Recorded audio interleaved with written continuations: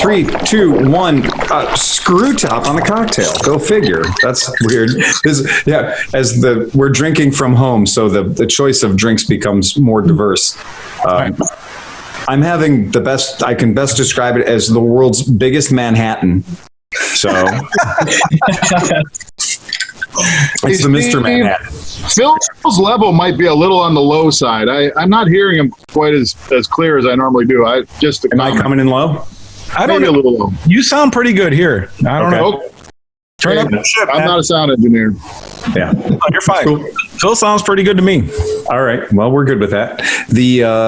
So Daniel, again, your background, you got That's a Honda Magna 50 that I saw in Japan. Wow. Yeah. That is just, that's get your long hair out of the way so we can appreciate that thing for a second. So that is just crazy. I mean, we made fun of Cameron for his Virago 50. And the Virago 50 is a 2-cycle, but that's the laydown Honda motor. That's the typical 50cc Honda Cub motor stuffed into a fucking street rod cruiser frame. Am I correct in assuming that is a factory built machine, that's not a custom somebody? I mean, it looks factory as fuck. That's a good question. I don't know the answer to that. I'm certain that's real. That's going to require some off-site research there. Yeah, I think any one of us could real quickly throw up Honda 50 Magna. I'm going to go ahead and dive out into the internet for that one right now. And that's just insane. Yeah, that's a real thing, guys. That's as real as it gets. I saw another one that's like it's a Suzuki scooter, and it's almost like a skateboard with handlebars. Wow. I'll throw that up there right now. Yeah. Just bonkers. And it is just one of those things that when you see it, it's very hard to appreciate how fucking small it is. I'm going to dump you guys the screen real quick just so you can see it. It is wild. Coming through to you guys right now. That's awesome. So that's an American-sized human riding it. So that should give you an idea of the scale of said beast. It's very, very tiny. That guy's almost doing a wheelie just sitting on it. He is. Yeah, he's really pushing it. I mean, to give you an idea, he's probably all of, 6'2" or something. But damn, that is a very, very, very tiny bike. Yeah, that rear tire is way up there on the dude.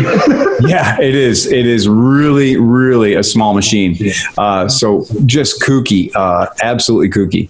And they have a model of it. They sure do. Oh, Tamiya just probably has a model of everything. But I love, this is the hero shot right here. There's just no getting around this particular picture. This is artistic use of scaling. Right. Because there's the guy way in the background, right? How far away is that guy from the motorcycle? Is he in the same room? Or is he 4'2"? Like sky high. Yeah, that is a really good example. So, wow, what a crazy bike, Daniel. That's insane. So that's the Suzuki one behind you right now? Yep. Yeah. And that's gasoline, kickstart, clearly. Oh, yeah.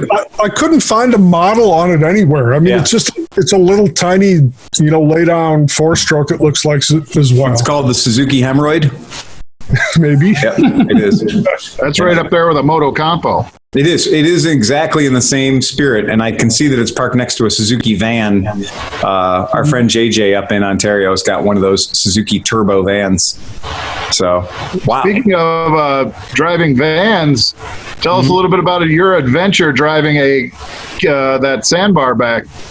So, yeah, I did. I decided that since we had two that came in at the same time in Baltimore, we had a Honda Acti, which is just the pickup truck. You know, it's 5-speed pickup truck, and the Honda Actis are all-wheel drive all the time. It's that Honda real-time all-wheel drive, and then the Subaru, which is a sandbar, not a sandbar like that, but a sandbar pickup truck, and it's the push-button 4x4 with the 5-speed transmission with the super low, the extra low.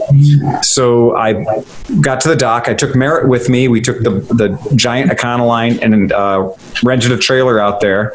And the idea was, best case scenario, I determined which one of the two vehicles is better at long distance, high speed driving, put the other one on the trailer, and head west on fucking 70, which is over the Appalachian Mountains, Breezewood, everything else. We have lost a car there. We've attempted this in the past and lost a Nissan POW as a result of overzealous gas pedal application and not, sparing the horses. So we did it, and we decided that the Subaru of the two cars, the tires were better on the Subaru, and it just felt like it was more together. And so I drove the Subaru, Merritt drove the Econoline with the trailer, with the Honda Acti on the trailer, and we pointed west, and we started at like 57 miles per hour, and eventually we coaxed it up to about 65 miles per hour, and Merritt was all too happy to keep chugging along, and she was my safety, so she was behind me. And looking in the rearview mirror, seeing the giant van behind me was extraordinarily reassuring, because on the way out there, we were holding 90 to 95 miles per hour. Those big E350s, it's not a 15 passenger. They're speed restricted to about 85 miles an hour. It's a 12 passenger, so it can go faster. But we were in the 95-ish range, and people were still passing us. So COVID is like open season on speeding and setting cannonball run records and whatever the fuck you want to do. Clearly, it's game on. We did see a few cops, but they did not appear to be interested in stopping anybody. Interesting. Hey, I will say on Tuesday, I encountered my first wrong way driver on a highway. What? Oh, man. Holy shit. Where? What time was it? It was about 10 o'clock in the morning. Jeez. Yeah. And, was it here on this side of town, on the west side? I was coming across the 480 bridge westbound. Yeah. To enter 77 northbound. Yeah. And there's two lanes that exit off of 480, and one eventually goes south on 77. Absolutely, yeah. And one goes north on 77. And I'm in the right lane, and there's a semi next to me. We're both going around, and in the left berm of the southbound entryway is a car with his headlights on, facing us. Holy shit. So I'm looking at this and go, Jesus Christ, what's this? So this guy pulls across the left lane where the semi is into my lane. So he does a friggin' U-turn into oncoming traffic. And this semi lays on its brakes, and he's kind of bouncing along. I mean, and this guy's maybe, and this guy's maybe 150 yards ahead of us. Wow. And I'm slamming on my brakes and veering off to the right because I got my eyes in the rearview mirror to make sure nobody's going to crush me from behind, right? Well, India. So this guy pulls all the way across into the berm and then back up in front of me, and then gets himself over into the center lane going on to 77 north. So that's half the story. And I will say this, I did not have an extra pair of shorts to change into at that point. But we get up onto 77 north, and this guy's in my lane. Then he drifts over to the center and then into the left and almost bangs off the median berm, that wall. And so I still got this semi next to me. So I figured, he's going to block for me. So I kind of take off, and we get eventually north of Harvard, and I'm ahead of this guy probably by 100 yards. This guy has gone back and forth across all 3 lanes of traffic at least 3 times. And he puts his brakes on when he's in the center lane. He's got a cement truck behind him. He puts his brakes on and comes to a stop in the middle lane of 480 northbound. And you can hear this cement truck laying on his air horn, and this guy does a great job of swerving left to get around this guy without crushing him to living death. And I had called 911, and the operator says, what city are you in? I said, hey, I'm coming off of 480 77 North. She says, oh, you calling about the wrong way driver? I said, yeah. She said, oh, we already got that one. So, okay, bye. So, honest to God, I had never seen a wrong way driver on a highway before, and that was, as I said, it was like 10 o'clock in the morning. Yeah. So that's kind of early to be tuned up, you know. Maybe that was like a low sugar kind of thing, or maybe just a fucking death wish.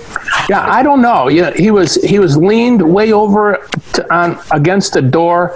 He had his do-rag on, and could have been having a stroke or something. Yeah, I don't know what was going on. Sounds like he was super, super doped up. Yeah, but he didn't care, and he was going all over the place. And then to stop dead cold in the middle of 77 North, like Jesus Christ. And so anyhow, that's the end of the story. Yeah, that's get a little tail there. Get a little tail right here. Hey, Phil, do you know what the verge of motorcycling is? What is the verge of motorcycling? Wow, I'm really happy you asked. Look at this bad boy. The hubless. Electric roadster. Look at Shoot a cat through that. Look, there's a giant hole in the back of his motorcycle. Look at the specs they got showing here. Okay. It's missing the middle of the ring. I've not. It's excuse me. Let me put on the spectaculars. It looks like it cost 25,000 euros. So that's a lot of money. Yep. And it says it has 1,000 Newton meters of torques and 80 kilowattages with a range of 200 kilometers in the 200 miles in the city and about 120 miles on the highway. Right. And it's 0 to 60 in under 4 seconds. Well, no shit if you've got 1,000 Newton meters of torque.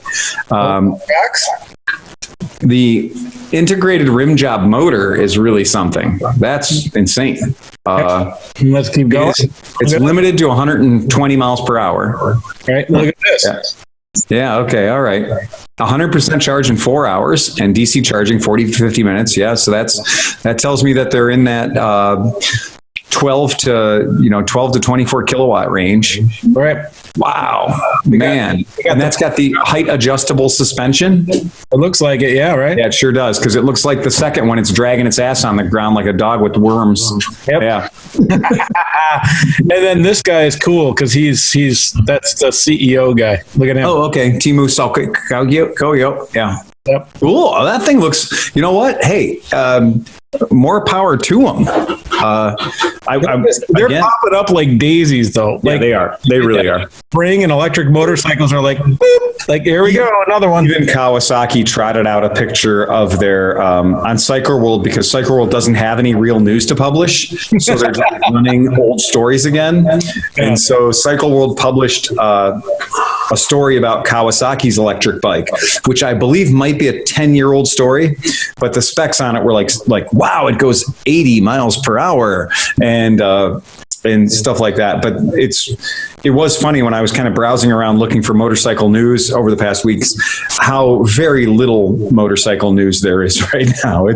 You go to the events, like every magazine has like events page and everything, and it's just blank. It's blank. And here's another one for you guys. I thought you guys might appreciate this one. Where is it now? Oh, it's official. The AIM Expo. So the AIM Expo has been relocated to January. So Yeah, so that's tough because it's going to be a real pain in the dick to ride all these demo bikes in 18 inches of snow. Well, also, isn't that the exact weekend that usually the IMS show is? It is either the exact weekend or the weekend before the IMS show.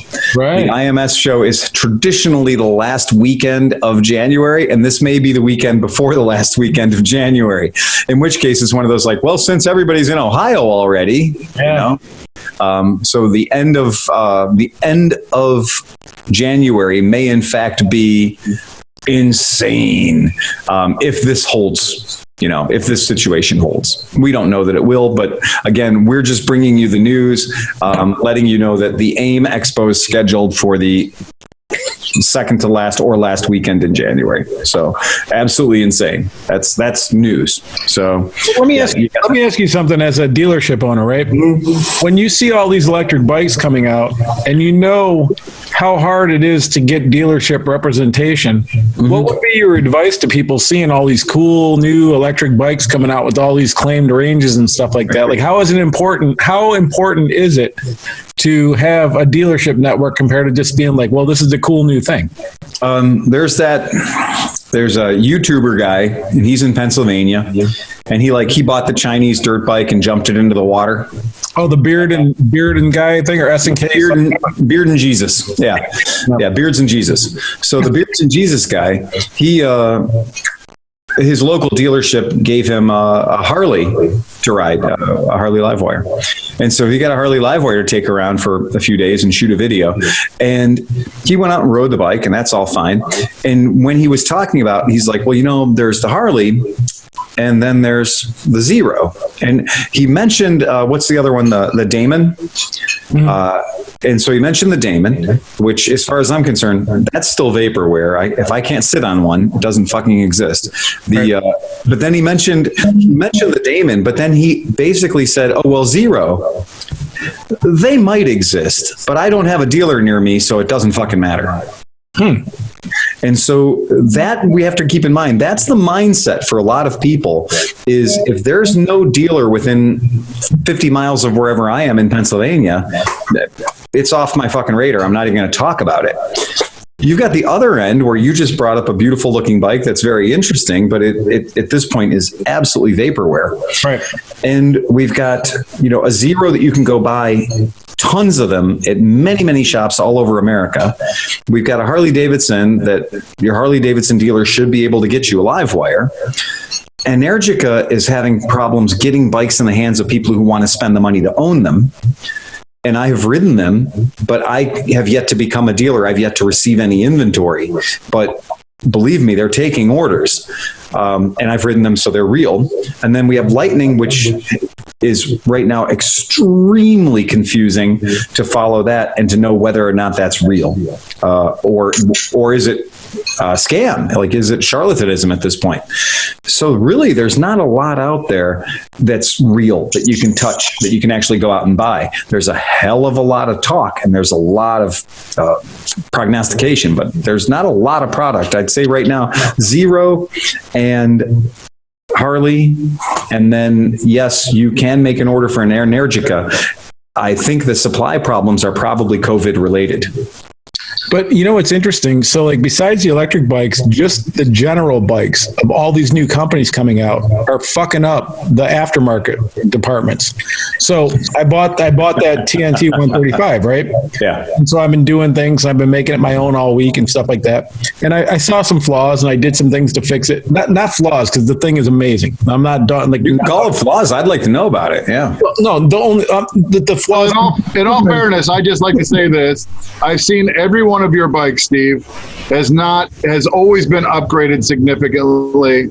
You know, that's what you do. You take a bike and then you want to go through it. You want to, you know, like on your Grim, you replaced axles. You did that, right? And you know the Husqvarna, or not Husqvarna, Hasselberg. So is that what did you get up?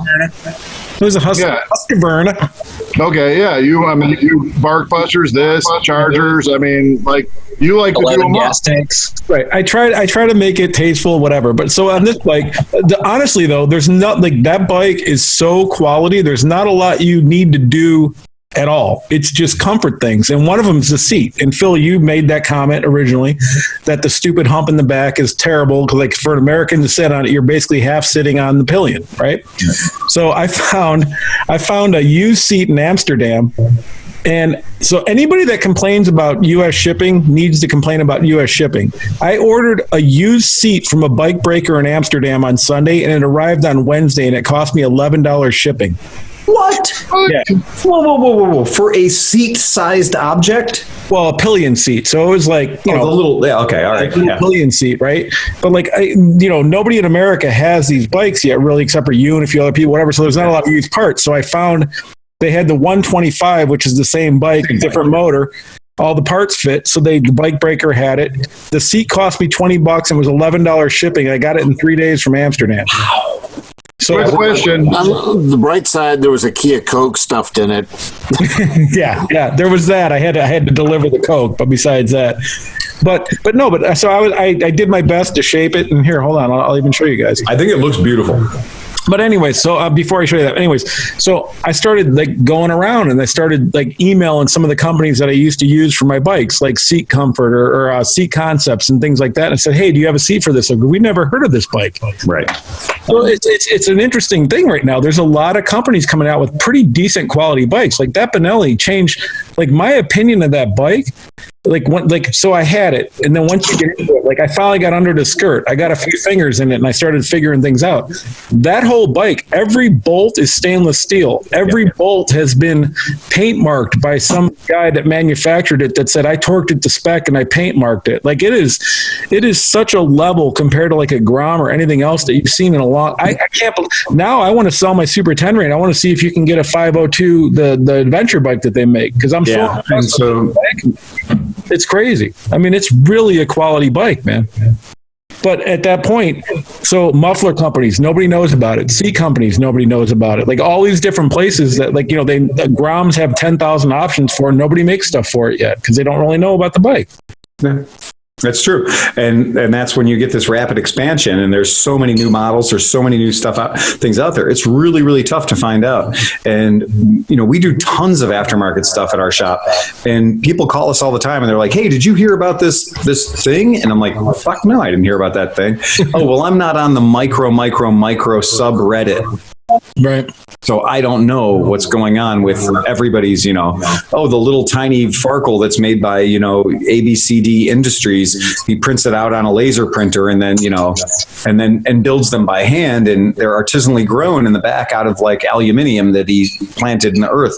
It's crazy the amount of the aftermarket that exists for most motorcycles. So it's a really good time to have access to that. The fact that you got something from Amsterdam in 4 or 5 fucking days, that's amazing. Oh, yeah. Well, and on top of that, hold on, never mind now if I can get this. But like, it really made a difference. Like, I can't even begin to describe how much of a difference it made with the seat. Like, the whole complaint was the fact that, like, that bubble seat thing was just punching us in the butt, Yeah, exactly. Right where I wanted to put my actual butthole was the exact point where they had decided to put the beginning of the passenger pad.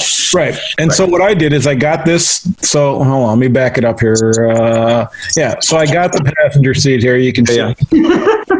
Jesus Christ, you look like a fucking polar bear. I took this Dremel, I marked it out. I started whacking away at the Dremel. Right. And then that got it. So I put it here with the seat. Sure. So this used to come up here like a big hump. Yes, it did. Yeah. And that just sat right in your asshole. And it was fucking annoying. But at the end of the day, that's what it turned out. So I took that. Yeah, it looks fantastic. Yeah, it turned out pretty fucking good. Yeah. So here's the thing. I sent all these pictures to Seat Concept, and they were like, holy shit. Yeah. Okay, give me a couple months, and we'll get back to you. Mm-hmm. It was all right. But anyway. Give me a couple of months. I'm going to do exactly what you did and charge you $235 for it. Right. Yeah. But I can't tell you how much different that bike is with that little bit of foam missing. Yeah. And, and honestly, that's the only thing it was missing. Like the rest of it was just taste mods. Like, I did a stainless steel pipe, which made the thing, interesting, to say the least. I wonder if this let me see if this works. I don't know if you heard this or not, Phil. I heard it. And, microphones on cameras and stuff always do a terrible job of representing the way microphones actually sound. Let's see the way bikes actually sound. Let's see. Wait, ready? Oh. Wait, ready? Right? It's a nice pipe, man, but it's a little nasty. That sounds awesome. Wait, hold on. Everybody has to go quiet.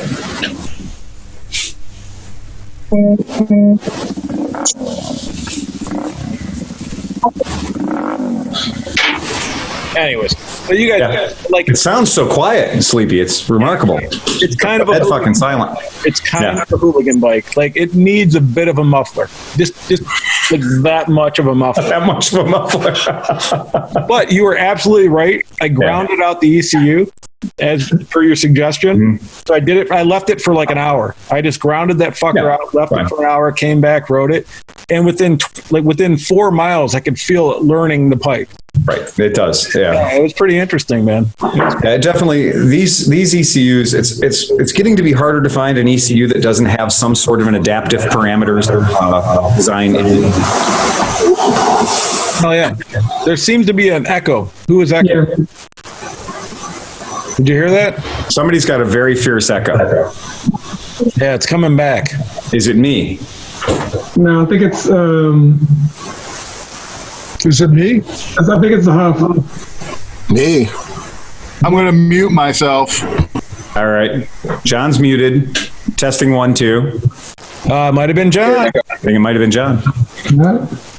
Yeah, we'll see. But anyways, There was a little bit of latency, maybe. yeah, maybe a little latency. But anyways, yeah, I mean, like, I'm so impressed with that bike. What can you get in stock Benelli at your shop right now? Bad news, guys. This will go into the where, hey, how are things going at the shop? Well, they're going well.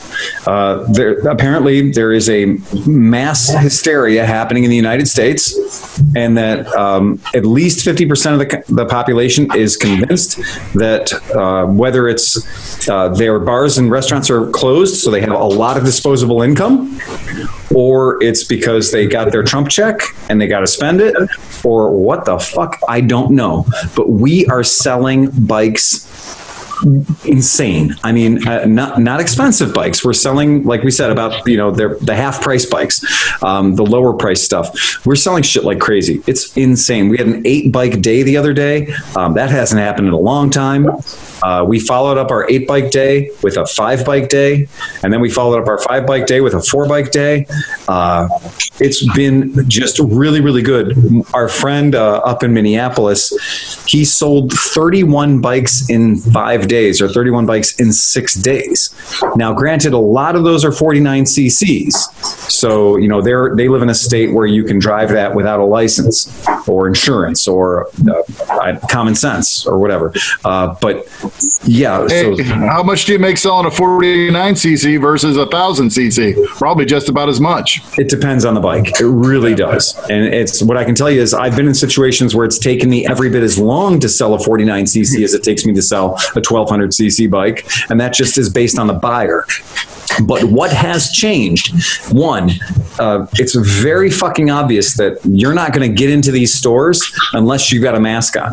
So if you're the guy who's just participating on an internet forum and you got some really strong beliefs about how the mask is turning you into a sheep, that's fine, but there are many places like Costco and like the Lakewood Recycling Center and like ClevelandMoto where your ass ain't coming in if you don't have a mask. And I will wait while you go out in the car, take your underwear off and tie them around your face. That will do. Okay? Just keep your spitty shit with you and off of me and my friends, and we'll all be cool with that. We've only had 1 or 2 persons kind of be a dick about it. Honestly, we didn't lose anything that. And I love how the one woman who decided to be a super see you next Tuesday to Renee ended up closing her conversation by saying, I'm going to the Harley Davidson dealer. I'm going to buy a scooter there where they respect America. And I went, you fucking go. You have a great time with that. And I'm sure they're going to love you there. So, and when they get you on that. Topper, right? What's that? Buying a topper? Yeah, she's going to buy a 1957 topper. I'm pretty sure she's going to buy the new Sportster 883 scooter. Yeah, they'll set her up. They'll set her up with that. But it's been fucking crazy. But maybe you just need to have like a bullpen. If you come in with no mask, here you go. Here's your little plexiglass area where you can stand and just look at the shop.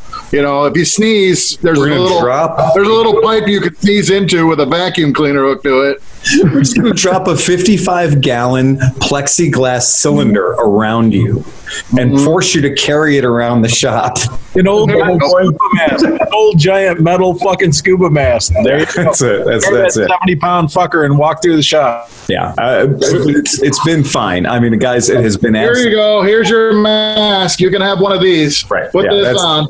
Yeah, perfect. It's been fine. So for the most part, it's worked great. We've gone through a whole lot of hand sanitizer. I'm okay with that. Totally great. I bought these things. Okay, so it's a hat. Yeah. It's open on the top. Yeah. You can just go like this. Yeah.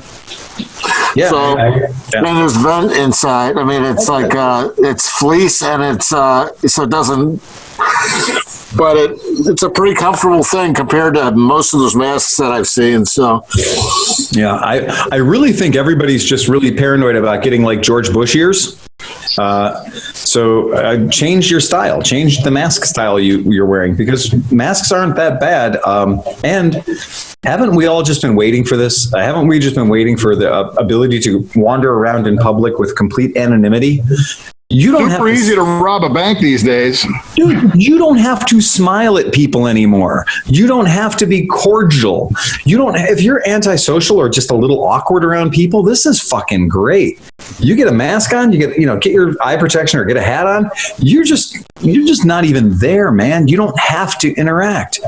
All those butterface girls are looking good right now. and you know what? Makeup takes like no time at all. Yeah. Do the Lady Dallas multipass and just go. Yeah. All the Muslim ladies are like, see, it's not that bad. We've been doing this for years. Burkas are going to be all the rage. Yeah. It took everything I had not to say something. There was a woman wearing a burqa with a full veil and everything, and I just wanted to be like, well, you got this licked. You're ready. Way ahead of the curve. So about the TNTs, I put an order because Sleepy knows. We sold out our existing inventory. We only had 2 TNT 135s and we had 3 Rascals. And they're funny the way SSR makes you order bikes. Like, you have to order what fits in a cube. Not a cube like a shipping container cube, but like literally what fits in a pallet. So you can only order the TNT 135s 2 each, and the Rascals ordered 3 each, and multiples thereof. And if you want the 110s, you got to order 5 of those. So it's a very weird ordering system that we're not used to. So the other day I ordered 4 TNT 135s. The other day we got a additional green 135 and additional white 135 and sold them both in the next day. So within 48 hours. It's springtime, apparently, and people are buying bikes again. God love them. And the bike is fucking good, man. Besides, like, I put 200 with Steve and Chris and Nick. I put 220 miles on it in one day, doing the alternating, nice breaking it in. Yeah. But then I realized it was my birthday. And it was 5 p.m. and I haven't been home yet because I've been riding all day. So I hit 480 and did 80 all the way home, or 7.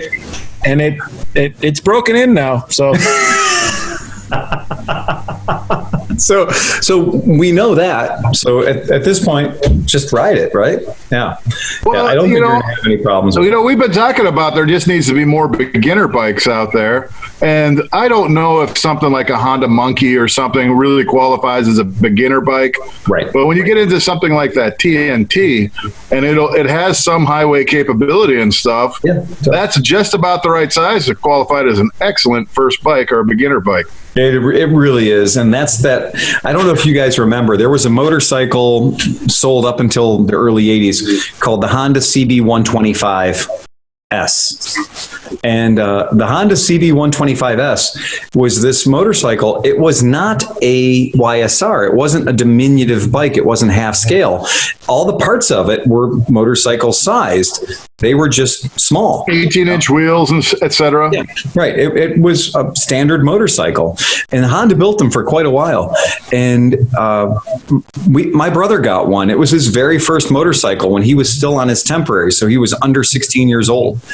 And he had his motorcycle license before he had his car license because of that Honda CB125. We called it the pea shooter.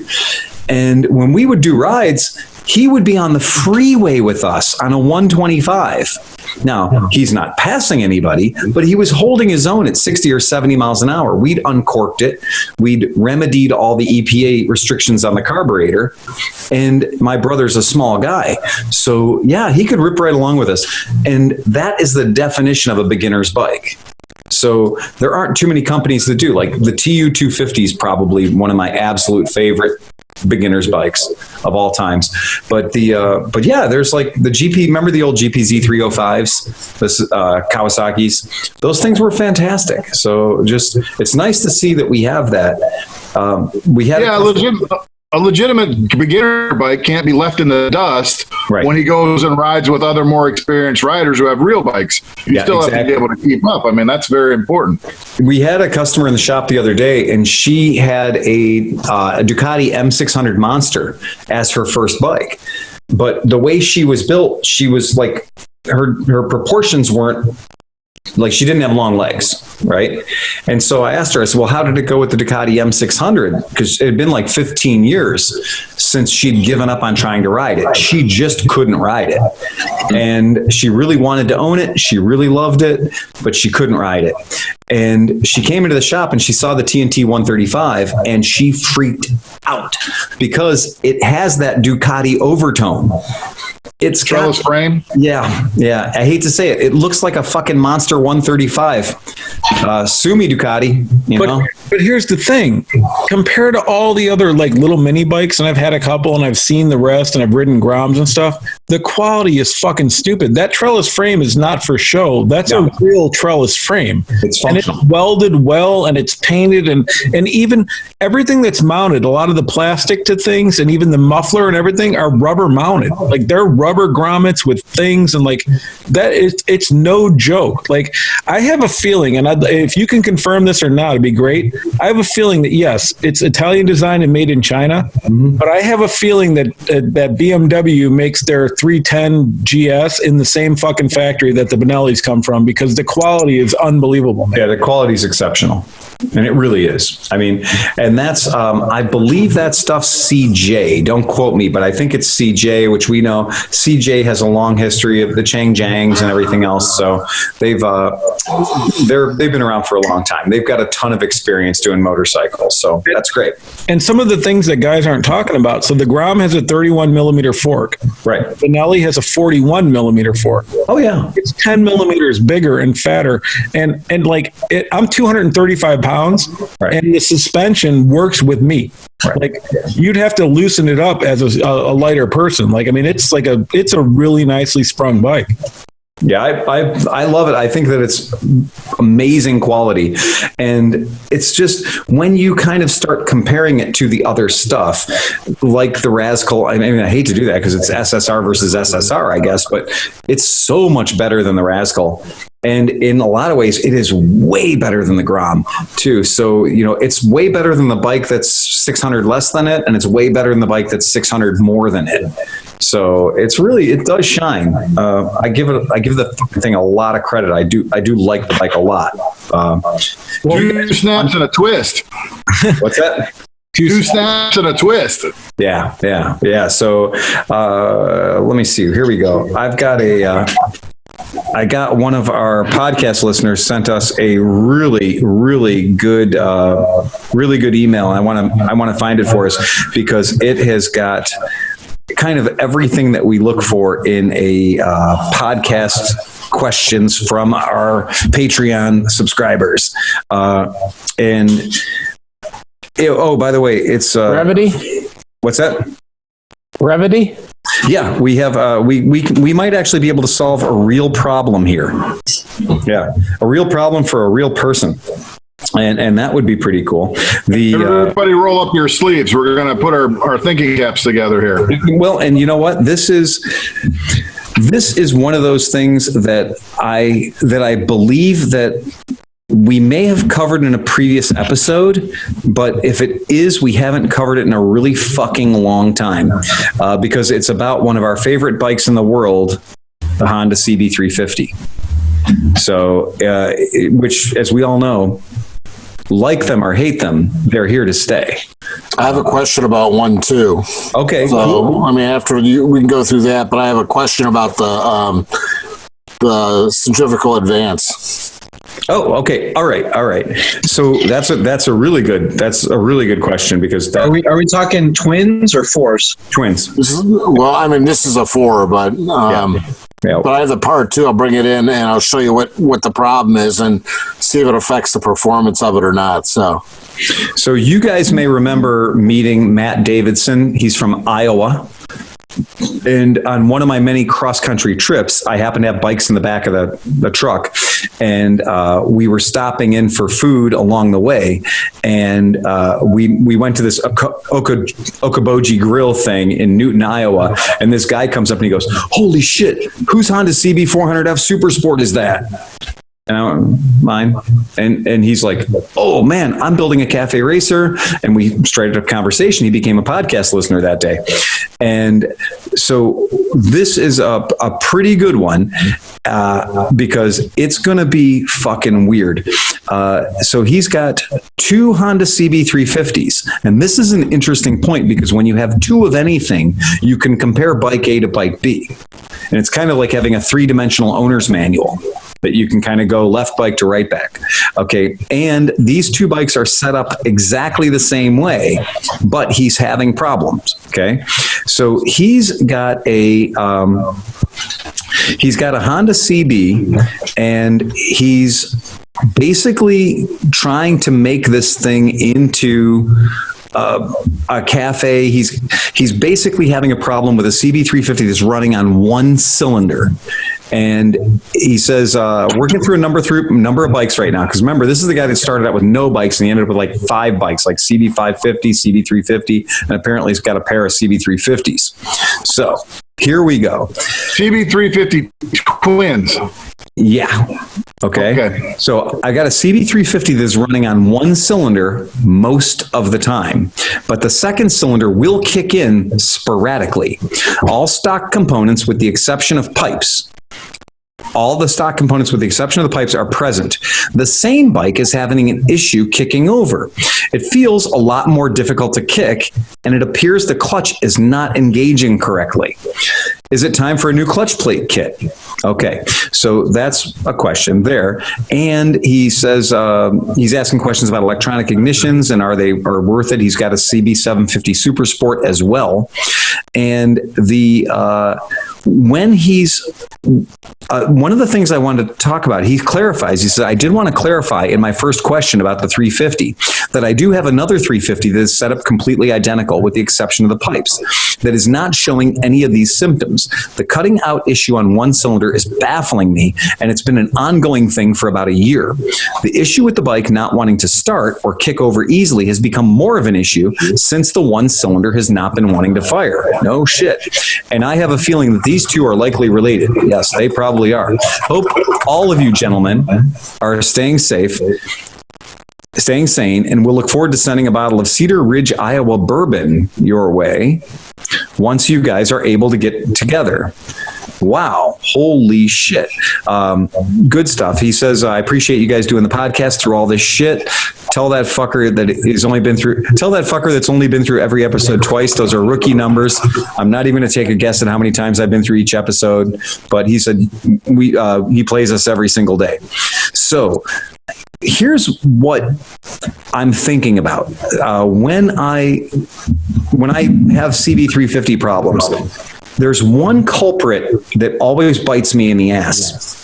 And that's on the left-hand side of the motor at the very top. There's going to be a chrome cover. And the chrome cover, if you pull it off, behind the chrome cover, you're going to see your points, if you're still running points. And if you're still running points on that chrome cover, I have seen a number of times where the points will short out to the actual metal cover. And it's just because it's like the shortest distance between 2 points or for the electricity to move. And I've had many times where you pull that cover off, you pull the points cover off, and the bike runs fucking fantastic. And then you're great, you're thrilled, the bike's running great, and you put the points cover back on because it's the last thing you're going to do before you button the bike up. And now the bike starts running like shit intermittently. And when I've seen that, it's because there's literally just arcing going between the mechanical points themselves to the points cover. And that's one of those things John's showing us now on his camera. He's got a picture of the points cover there. And what I've done in the past is I've actually taken those points covers off and either put E-tape behind it, right, to insulate it, and problem goes away and it starts firing on both cylinders again. That's something I've noticed with the CB, the twins. So whether it's a 350 or a 450, I've noticed that problem. Anybody else got any ideas about why he's won? The bike's a bitch to start, feels like it's kicking hard, and also does not seem to have a consistent, or most of the time isn't running on 2 cylinders. You're muted, Steve. Go ahead. Go ahead. Can you hear me? Okay, yeah. On my CB175, I had a bad the coil wire for the from the points to the ignition cable or to the coil was corroded right as it entered the coil. And you couldn't see, I mean, you could barely see it, but it was getting a spark intermittently. It was hard to start, and it would misfire, but then when it would warm up, it would run better. Once it got warm, it would catch, and then it would expand, and then finally it totally failed, and then it wouldn't run. So I took it apart, I soldered it all back together, and then it's been running flawlessly since then. But I was going to say, on any bike this old, you're going to want to check out your connections and make sure that the connections going to the coils actually are making on the Hondas, it'll be a black and white wire. Yeah, but also, I've even seen where like the spade connector, the female spade connector, is on the coil, but it's loose and it's just kind of dancing around. And like another diagnostic tool you can use is get a jumper with 2 alligator clips and then try to jump right from the points right to the coil and stuff, like try to cut out like what could be a problem and see if that makes any difference, you know. That's like a really good idea. Line, like just hot wire it. Don't run it through the key switch or anything like that. Just have a set of jumper cables where you're just going right hot from the battery to the cable to the coil, and from the coil to the points, and then see if that eliminates the problem. Because that's you can have a failing condenser too. Okay. That's true. If the points are arcing a whole lot, then it could be the condenser. Fuck those condensers. Just fuck those condensers in the face. Condenser has been the bane of my goddamn existence. Condensers suck. They suck terribly. There's no way to tell that they're good or they're bad. I've taken them out of bikes. 1 wire, 2 wire, 3 wire. Don't give a fuck. Condensers are bullshit. They will quit and they'll stop working, and then I'll test them with a meter and they'll appear to be fine. I'll put them in the bike again and they won't fucking work. Condensers have always been a giant pain in the dick. You should only buy them in packs of 5. That's the truth. It's funny because all a condenser is a capacitor. Yes. And in all of the vintage audio with receivers and amplifiers and stuff, and any electronics thing, the thing that always goes bad is the capacitors. Yeah. So yeah. Yeah. I would rather have a piece in of the top, right? What's that? Was it? They get puffy on the top when they start going. Yep. The thing with condensers, though, is there's no way that you can look at it and tell that it's bad, unlike like the big electrolytic capacitors. Mm-hmm. Well, think about recording studios. Like you have a $100,000 or $800,000 SSL recording board that's old and it's analog, and the thing that you have to spend $100,000 on every few years is replacing all the capacitors to make it sound as good as it is. They have a lifespan, and that's it, man. You make one out of a mason jar and a piece of tinfoil. Yep. Yeah, and So you can make one out of fucking cheese. So that's talking about if it's an electrical problem, Right. But it could also, I've also seen where like if one of the carbs, like if the float isn't adjusted right and it's running a little bit too rich, Yeah. like where it won't want to start on that one cylinder, but sometimes it'll wake up after a lot of RPMs, or particularly like if you pull the spark while it's running, and this ain't fun to do, but pull the spark plug cap off, maybe with a big heavy glove on or something, and then put it back on a couple times. And sometimes that'll actually wake up that cylinder. It'll, like, for whatever reason, it's just, I saw a guy do it once and I was like, holy fuck, that worked. But you can sometimes pull the spark plug off and put it back on, or let it just dangle on there and it'll wake up that cylinder. It's kind of, I don't know. You're wet. You have to make sure you're wet, and you have to make sure that your other hand is like well grounded. And do it. That's the only way you do it. So Okay. Touch the frame.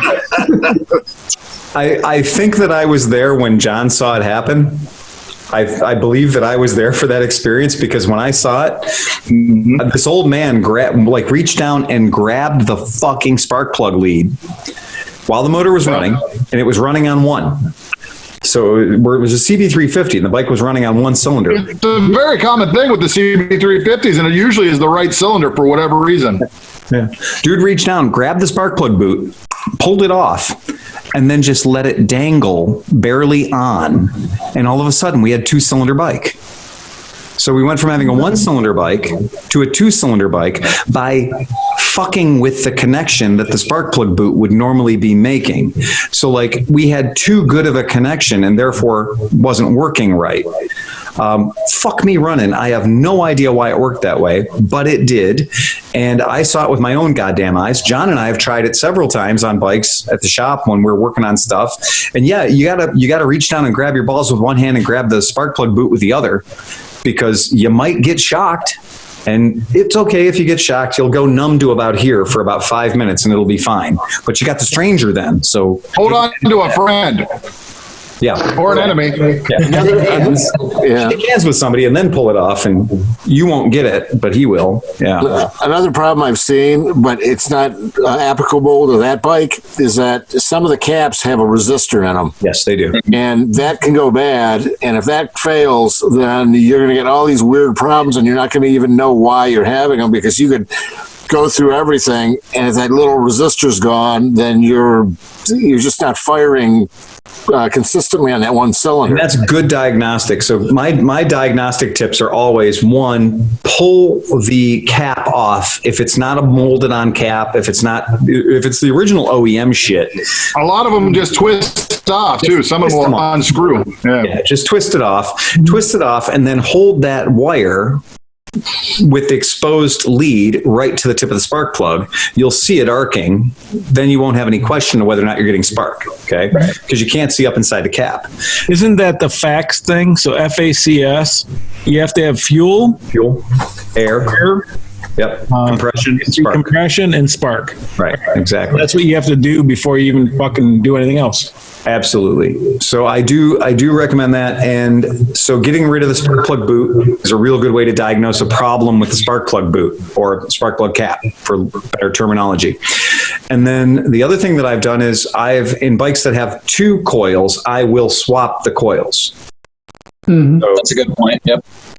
And that sometimes will solve your problem right there, simply swapping the coil over. So swapping if the problem follows the coil, then you know that's the problem. Exactly. Am I correct? I mean, just going, I can look at the bike over here, but I think a CB350 has two separate coils. It's not a dual coil, it's a right? Two-coil bike. Right. Yeah. Two coils on a CB350. So what I would recommend is one, swap your coils.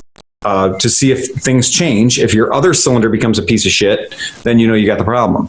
Originally, I thought the same thing, that it was probably going to be towards the coils. The only thing that was throwing me off is him saying that it was harder to kick it over like a compression. Matt, you're right. Well, Yeah, I don't know what that's about. Doesn't line up. that sounded a little bit like he was kicking through the clutch or something, which might be entirely different. You know, that might just be, Might be and his multiple clutch needs issues there. adjusted, or he has a slipping clutch. Right. And I had a guy almost ready to give me a CB450 that was completely rebuilt. It was a beautiful bike, but I'm too honest of a fucking guy. And he's like, yeah, I kick it and it won't turn over and everything. And I'm like, yeah, it's just completely kicking through the clutch. I knew within a second what was wrong. So it I'm might like, be here, both things, right? It might be give me a wrench. And I did a quick little adjustment on the clutch and it worked. And he's like, oh my God, well, I'm going to keep it now. I'm like, yeah, I know. So I know you're on the clutch now, but here's the tool I use for checking spark. Yeah. Right. Yeah. Is you could adjust the gap here. Yeah. And then you Frankenstein's nipple clamp. I know it's pretty cool. I mean, I got this thing like 20 years ago, and it works really well for doing that. So. And why does it, and that particular tool I'm looking at, it seems to have not one, but there's also a side, what's going on with the side screw? So I see the It's a two. shocker tool, man. There's also a northbound and a southbound, but what the hell's going on with that one at 45 degrees? I have no idea. I think that's, you put that on your dick. Okay. Well, maybe that's just so you can put a lead on there and clamp it off to the ground or something. Okay. grab it there, that makes yeah. sense. Yeah, that makes sense. That's super cool. Yeah, but the kicking, so yeah, I like the idea of it's kicking through the clutch maybe.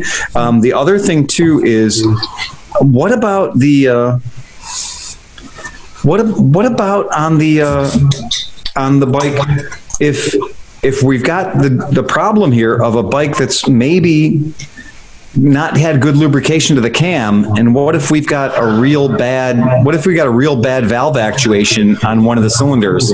Because that's a CB350 thing as well. These things suffered, the oil slinger, the way that they work is a centrifugal oil pump. And one, people forgot to change the oil or didn't change the oil. And two, the passageways that go from the bottom of that motor all the way to the top are really fucking tiny. So it's not uncommon for these things to get starved for lubrication up at the cam. What do we think if maybe we got a hot cam or a burned up cam and he's not getting good compression where he should be? A quick way to maybe be able to check that is to take the spark plug out, take those spark plugs out, shine a flashlight in the spark plug hole, and then kick it over. You should see the valves. You can actually see the valves open if you look really carefully through the spark plug hole. Right. And then Make sure if you see that your intake valve is opening, but you don't see that exhaust valve or vice versa, it'd probably be the exhaust valve is going to be the one that would burn. Yeah. If you don't see that opening and you can't see the edge of the valve face coming out, coming open, that'd be a quick way to. a good one to look at. Yeah, that's a good one. Also, just a compression test. If they have a compression tester, would find that.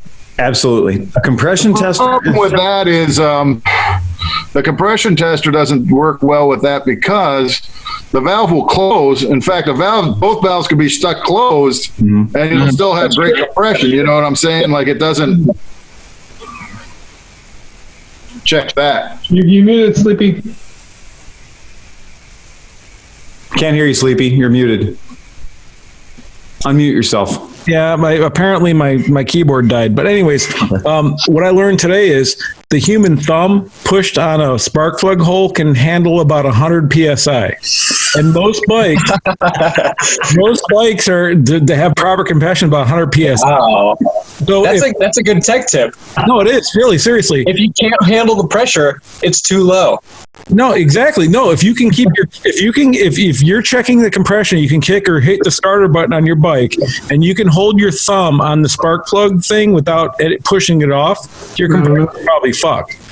Because My grandfather gave me a compression gauge, and it was one of the old kind that just had a rubber nipple on the end of it, not have any threads. So it was kind of universal. It didn't matter whether it was metric or SAE or what size it was. You'd literally just cram this fucker into the hole and hold on to it. And it fucking worked. And the thing was balls accurate, despite the fact that it was completely like based on your ability to jelly this piece of rubber into this hole and hang on to it. And while you're kicking, or, you know, it's awkward as fuck. I mean, realistically, if you ever tried to hold something down while you're trying to boot the bike, it's not cool, but it does work. And it's super like sketchy as fuck. You might want to get your wife or girlfriend involved with trying to jam it in the hole. You know, you try to jam it in the hole while she kicks it. Need to specify for the compression test, use your thumb and nothing else. Right. Yeah. I have a tech tip, but it's not my tech tip. It's your guys' tech tip because you're going to tell me. Okay. So when you have a new bike and you have a clutch, right, and it's not a hydraulic clutch, it's a cable activated clutch, and it stretches and stuff. What is the proper way to adjust it? Because right now I'm going through a thing where it's the thing is stretched enough where I'm trying to adjust it and I'm getting it kind of smooth, but now my action of smooth is way out on the end of the clutch lever, and I want to bring it in to make it more of a throw. Right. So what is the proper way of doing this? Do you go back and forth or whatever? Because like, unfortunately, I've never been good at adjusting clutches. I have to be honest. I've always fucked it up and had somebody else. So what you're saying is you want the clutch to grab in here close to the bar? Like in mid. You want the clutch to grab out here away from the bar? I want like an inch of throw where the clutch comes in so I can make it smooth. Like, because right now I have about a 1/4 inch of off and on. Yeah. And it's way at the end of the bar. Right. So right now it's adjusted like it should be for me, right? So like I like to have these things adjusted so there's almost no free play at the end of the lever. Almost none. Different manuals will spec out like an 1/8 of an inch or a 1/2 an inch at the ball. Okay. Mm-hmm. If you have a Moto Guzzi with a dry clutch, you know, the big car clutches and the Moto Guzzis and BMWs and stuff, they'll even spec out no free play. So the correct amount of free play is none, so that as soon as you start activating it, you're going to activate your travel. Okay. You're going to move the plate. Let me ask you this. How do you, so the activation, so that's fine if it starts there. Yeah. But how do I get the pull to be a little longer? You know what I'm saying? Like you can have that engage right at the end, but you want it to fully engage. I want like a 1/2 an inch, maybe a 3/4 inch of pull to make it disengage and engage. So I can feather it instead of just being off and on. You're saying you want that instead of having an engagement zone as a 1/4 inch, you want it to be a longer engagement zone. Well, I mean, is that possible without changing the ratio of the arm? I don't know. That's kind of what I'm asking. And you'd have to if you had a longer arm, you could have a longer throw. But if you have a short arm, you're going to have a short throw, and it's just it's a function of the engagement of the clutch. There has to be a way to adjust it a little bit, because like as the cable stretched, it went from being really good to like kind of being like really kind of grabby at the end. That's just the barrel adjuster right there at the end of the perch. So you got your clutch perch right here. There's a barrel adjuster. There's one large quest gauge. Yeah, you loosen that and you can do the thing. Right. I was messing with that and all that. And you'll just dial out the slop. All that does is make the outer part of the cable longer, which makes the inner part of the cable shorter, and that dials out the slop. So I think he wants to dial in some slop though. Yeah. I think what his is too taut. Yeah. So basically give yourself some slop, make it a little bit loose at the end. So it's, you know what I mean? So it's fully engaging at about, a 1/2 inch of letting it out. Yeah, we do that with all the young ladies and the guys with small dicks. But when I did that, though, it became really grabby. So like it would I'd have the extra throw, but it would be like engage, like 90%, and then it would also be like and then go. Yeah, and like exactly. I can't get rid of that. So I can adjust it to make it right, but then it's really short. Right. But I can't bring it back. Is there a way to kind of bring it back so you have a little? Steve was onto it. So Steve was right on it. It's all about the angle of attack of the lever itself in relationship to the perch. So as you get the angle of attack closer to the point where the lever meets with the perch, like the 0 degrees, that angle of attack is going to be larger, okay? But as you get it further away and you get that cable end further out away from the perch and your lever is closer to the bar, the friction zone becomes much smaller.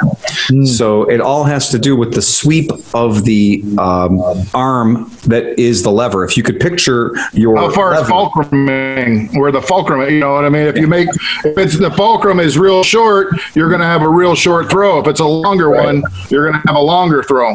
Well, there's the lever, but also it's the angle of the arm itself. Yes. If the arm is close to 90 degrees to where the cable's pulling, that's going to be where it's easiest. But if it's off, it's going to be harder in either direction. Yep. Does that doesn't have adjustable levers on it or anything, does it? No, it's just a plain, simple lever, right? 100%. Yeah, it's a plain simple lever, but it has the typical adjustment on the bottom and the top.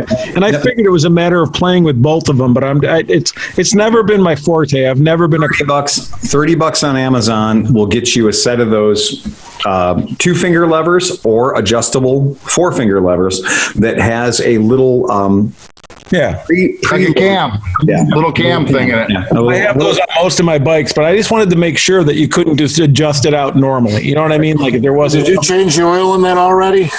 No, I haven't. I'm going to do that soon because I'm at almost. Well, I mean, it just could be that you're getting to the point. I mean, the clutch could just be a little grabby, and when you change your oil, it's going to go away. Change the oil, and especially on factory break-in oil, you change the oil because you do have a wet plate clutch in there. Right. When you change the oil, your clutch performance is going to change dramatically. Right. Well, I was waiting to 300 miles, and I'm like 10 short, so I will do that. Yeah, definitely. Yeah.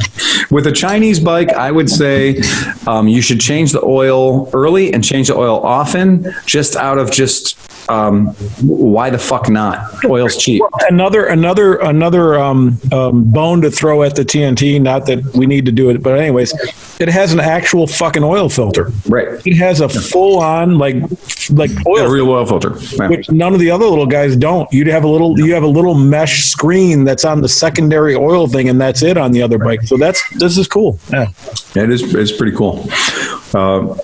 So, do you guys remember when I got that yellow Ducati Monster? Yeah, that all too well. Yeah, Cam's been sitting up at night just slobbering over it.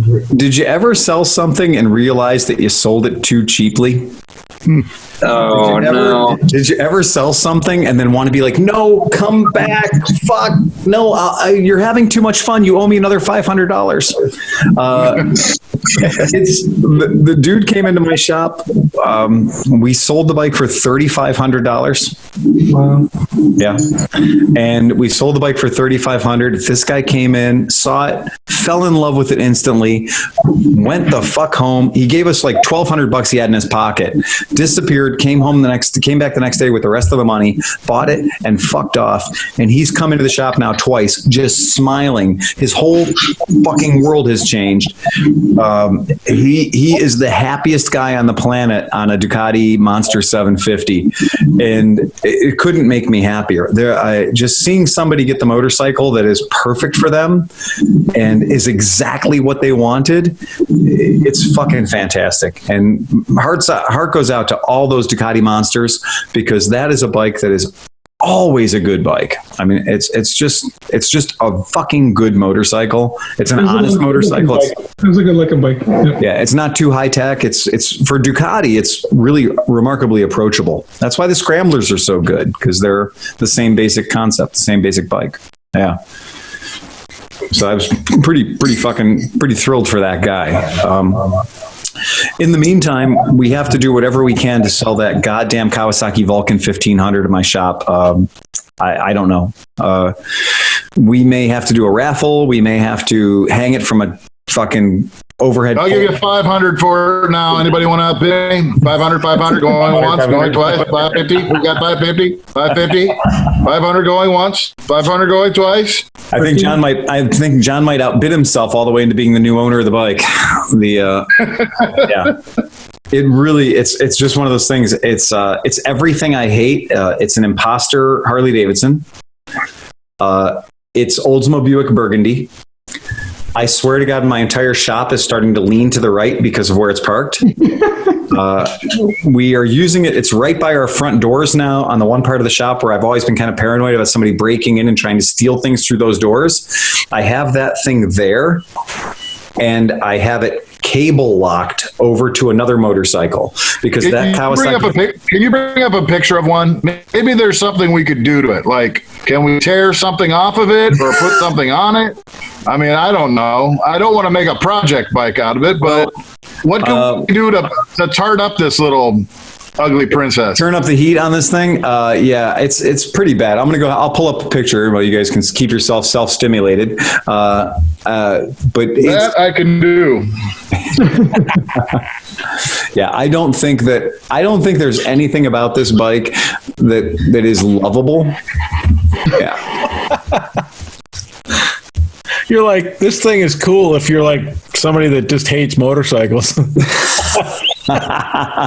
look, I think it's probably pretty resistant to cafe, scramble, any flat tracking. It's completely, utterly resistible to ADVing it or anything else. But yeah, it's fucking awful. I mean, that is what it is. It is awful. And, it's not, the problem I have with it is that it is just it's a pretend Harley Davidson.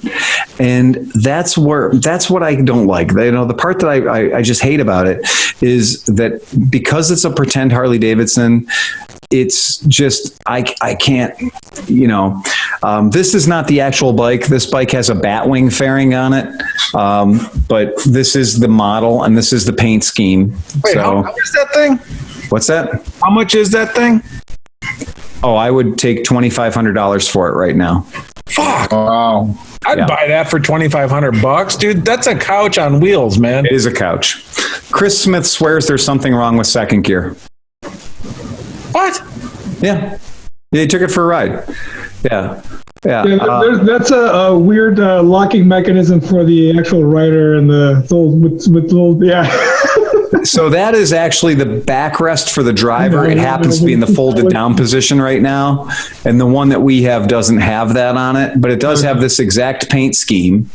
So it's the burgundy with the champagne. Does yours have woofers though? No, this is a aftermarket Batwing fairing. Okay. And ours has a traditional clear plexiglass police style fairing. Oh, I've sat on that bike. Yeah, that's a nice bike, man.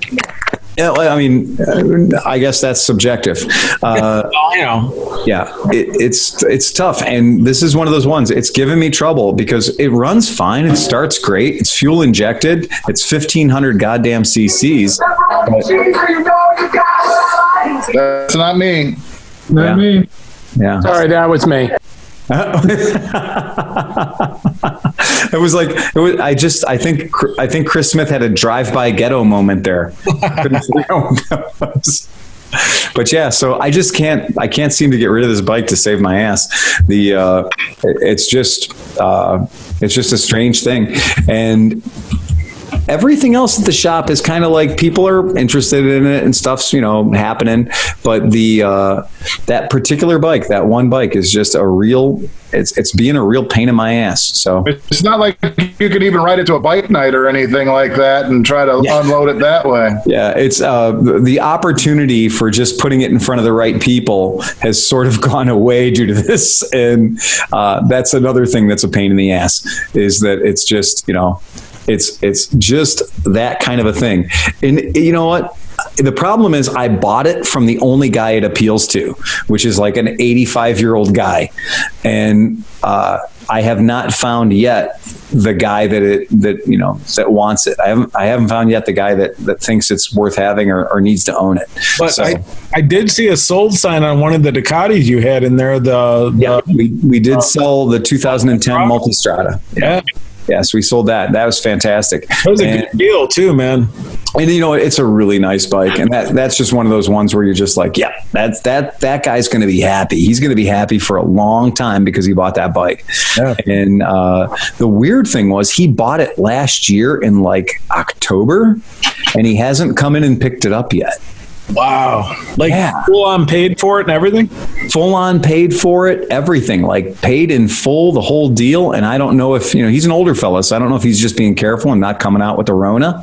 But that $20 a day storage, you almost own that thing back by now. I don't ever charge somebody storage if I don't mind looking at their bike. And I don't mind looking at that bike, man. That's a good bike to have to look at every day. So yeah, it's pretty funny. So yeah, he's I hope he shows up and buys the thing. I need to take it out for a honk just to make sure that the tires are rolling right and all that shit. So yeah, get flat spots. Yeah, that's it. Been sitting too long in the same place, get flat spots. So last week, a bunch of us went for a ride, because I had a new bike and we had a ride thing. And I think Nick learned some important lessons last week about maybe removing fuses or something in a vintage bike. No, that was 2 weeks ago. Was it 2 weeks? Okay, 2 weeks ago. Sorry. Yeah, that was the second to last ride that we did. I was riding the Super Hawk because that's the smallest bike I own. So riding along, I was in the back because I was on the fastest bike, and obviously the fastest guy goes in the back, right? So riding along, and then my engine starts to sputter. So I pull off to the side, and of course they didn't see, so they just rode off. We came back. You guys came back. But the first thing I checked was my main fuse, and I discovered that the fuse was blown. Right. So my first instinct was to put the two connectors together and see if it'll run. Where the fuse used to be. Yes, exactly. Temporarily, right? And it ran. So we carried on. And then Nick split off for home, and we said, hey, we both have trailers. If you have a problem, call us. But Nick, being the young, virile little guy he is, decided to walk 7 miles home instead. Well, no. We didn't even get there yet. No. There's a lot of story between. Oh, that's right. I still breakdown. And right, we pulled off into a restaurant. What was the name of the restaurant? I forget. McMurray's or Mc. It was a traditional German cuisine restaurant, but luckily right down the road was an AutoZone. So I bought a battery charger, and so I was stealing some electricity from this restaurant to charge my battery, and that helped for a while. It actually got to the point where I could start the bike and ride the bike as long as I was under a certain speed. Okay. So we were on Route 59. I rode Route 59 west as far as I could go at probably about 35, 45 miles an hour. Okay. But then there was a point where it's like, I can just jump on Ohio Route 8 south a little bit, get to Cuyahoga Falls, and then take back roads back to Akron. Okay. As soon as I got onto 8, going 65 miles an hour, things went downhill. So I pulled off in Cuyahoga Falls, and the bike was not running at this point. And I looked at any wires that I could see, and I could see that they were all melted together. So at that point, I was completely fucked. So what lesson did we learn at this point? No? Charge your phone. Do not bypass the master fuse. So upon further, I called all the people that I knew in Cuyahoga Falls, but nobody was home. I was wondering if anybody had any tools, but after looking at it, I knew if I had tools, I still wouldn't have been able to fix it. Right. Now I know that the ignition switch wires are all melted together. The rest of the harness appears to be fine, thank God. So I have some wiring to do with that. So what's going on? So typically on a Honda, you have two wires. You have your big fat wire that comes off the positive lead on your battery that runs down to your starter. Yeah, it runs from the battery to the solenoid. So you're talking about the small wires that come off the battery, which one is coming from your rectifier straight to the battery, and that stays connected all the time because that's just all that does is charge your battery. And then you have another one. So there's usually a red and a red white, and then so one of those batteries is power from the battery to the switch. And then the switch controls, then you usually come out of the switch and, various bikes have different stuff, but usually it's a black one for your ignition and then like a brown one or another color wire for the rest of the accessories on the bike. So when you look at your switch, the harness coming off of the switch, what wires were burnt the most? All of them. Okay. This is really good because I know exactly what the problem was, and it was very simple. So I want you all to sort of use your reasoning skills to diagnose this. Well, I mean, you don't burn wires. What for? You don't have a good ground fault short somewhere. You create a heating element from your positive terminal on your battery to somewhere else on the bike, went straight to ground. Now, where that was, hell of a ground fault short. Right. So where that was is anybody's guess. It could be anything from something in your handlebar controls, something shorted out there, or a little bit closer to the ignition switch. The thing with Super Hawks is that's interesting is they have a metal side cover. Yep. Oh yeah. Yeah. That's the thing. And the edge is rather sharp. Yeah, cuts through anything. It is. Yeah. Yep. So one of your wires somehow when you had the side cover off or something, it got pinched or something there and cut through the insulation and it was grounding out on the side cover. I think it was the battery rattling around a little bit, sort of pressed the harness against the side cover. Ooh. Yeah. And it sliced through there, and then once it touched one of and it probably, Yep. Yeah. And it was at this point that Nick knew he fucked up. Yeah, for real. And honestly, that's not too good.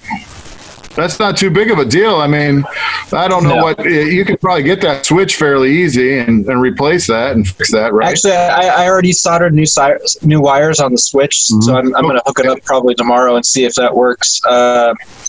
But it was thinking back on it, it's interesting how the bike would run under like 35 miles an hour. That was fine, but as soon as I would go faster, it would vibrate a little bit more, and wires would make contact. Yeah. You could only support so much spark. Yep. Were you just generating more power at higher RPM, so you were putting more heat into it because the amperage went up through the wiring? Who knows? Well, I mean, you live, you learn. Yeah. So what was your actual mileage of push? So you did a 7-mile push, or was it exactly 7? I don't think it was quite 7. I think it was more like 6.4. As measured by, was that GPS or was that on the clock GPS. on the bike? GPS. Okay. After the fact, yep. I don't know. You're close to my record. I had a 7-mile push. I was only going by what is not a very accurate odometer on my speedometer on my CS5 when I cooked it. Damn. So we're up there. I gotta say, you're in the 5-mile push club. Oh yeah, definitely. Akron is a very hilly city too. Like I was, my phone was dead, so I couldn't contact anybody else. Oh geez. But pushing it back, I was thinking in my head, like, okay, what are the worst hills to get back to my house? So I planned my route accordingly. And what sucks is we all told them, like, dude, we have trailers. Steve has a trailer. I have a trailer. We can come get you. Just call us. And then his fucking phone died. Yeah. Oh man. Yeah, the worst push I ever had was, on Route 6, Phil, where it goes down, that huge dip and it comes right back up. You know, Yeah, what I'm talking about? absolutely. Yeah. There's growers down there or something. Like it's like a valley. Yep. It was a torrential rainstorm, and my BMW just stopped. My 59 stopped running. We were on some like poker run. I had to push it up that hill in the berm, and there was like 6 inches of water rushing down that hill. That was the worst. And then all the Harleys were going by me. They were just smoking cigarettes on the back in the rain. It was really kind of cool. So here's something I'd like to call a critical. This is a critical thermal incident. Yeah. And so let me tell you a little something about manufacturing. And what you see there is a Vespa GTS. And we know that it's a Vespa GTS because steel doesn't melt real quick. And so that's a steel frame scooter. Vespas have steel frames. And that's part of the reason why it's en fuego right now. The front fender has turned into liquid. The horn casting. Look at that front wheel, though. That's the horn casting has turned into liquid, and so the liquid, the headset, the horn casting, the front fender, that's all turned into fuel. But I'll tell you, that tire is hanging in there with a remarkable sense of valor, and that's a Kromke front wheel. That's a nice cast front wheel. So well done to you guys on that Kromke wheel. So this is not an uncommon phenomena, what you're seeing in front of you. And the reason for that is, for the first couple of years that the Vespa had gone into the GTS 250, the fuel-injected version of their large frame scooters, they had a bit of a problem, a kerfuffle, with the battery supplier. And the battery in this is in the floor of the scooter between where you put your feet. And what had happened is, when they decided which battery to put in there, they had specified a very particular battery that, strangely enough, wasn't an AGM battery. It was a lead acid battery. And that's unusual that modern scooters or modern motorcycles would have a lead acid battery. That's the kind of battery that you have little screw tops on, and you put literal actual, acid, electrolyte in the holes. And occasionally you got to pull the battery out and look at the side of the battery and see how much electrolytes in there. Every modern bike is using an AGM battery where the electrolyte soaks into absorbed glass mats. And in this particular bike, that was the problem. When it came out, it had these wet cell batteries, these old school lead acid batteries in it. And of course, everybody said, fuck that. When the battery went bad, the first thing you did was you got rid of that piece of shit battery and you went to a better YTX12 modern absorbed glass mat battery, and all your fucking problems are solved. Except for one. And that is that inside the middle of the Vespa, remember that whole middle of that Vespa is steel. It's not plastic. It's not tubular steel. It's stamped steel. And it has some rather sharp edges inside because it is stamped steel. It's monocoque. It's built like an airplane. And you put the AGM battery in there, and it's just a little bit shorter in height than the lead acid battery. And what happens there is the big, heavy, thick as your fucking thumb positive terminal kind of rubs against the metal on the frame.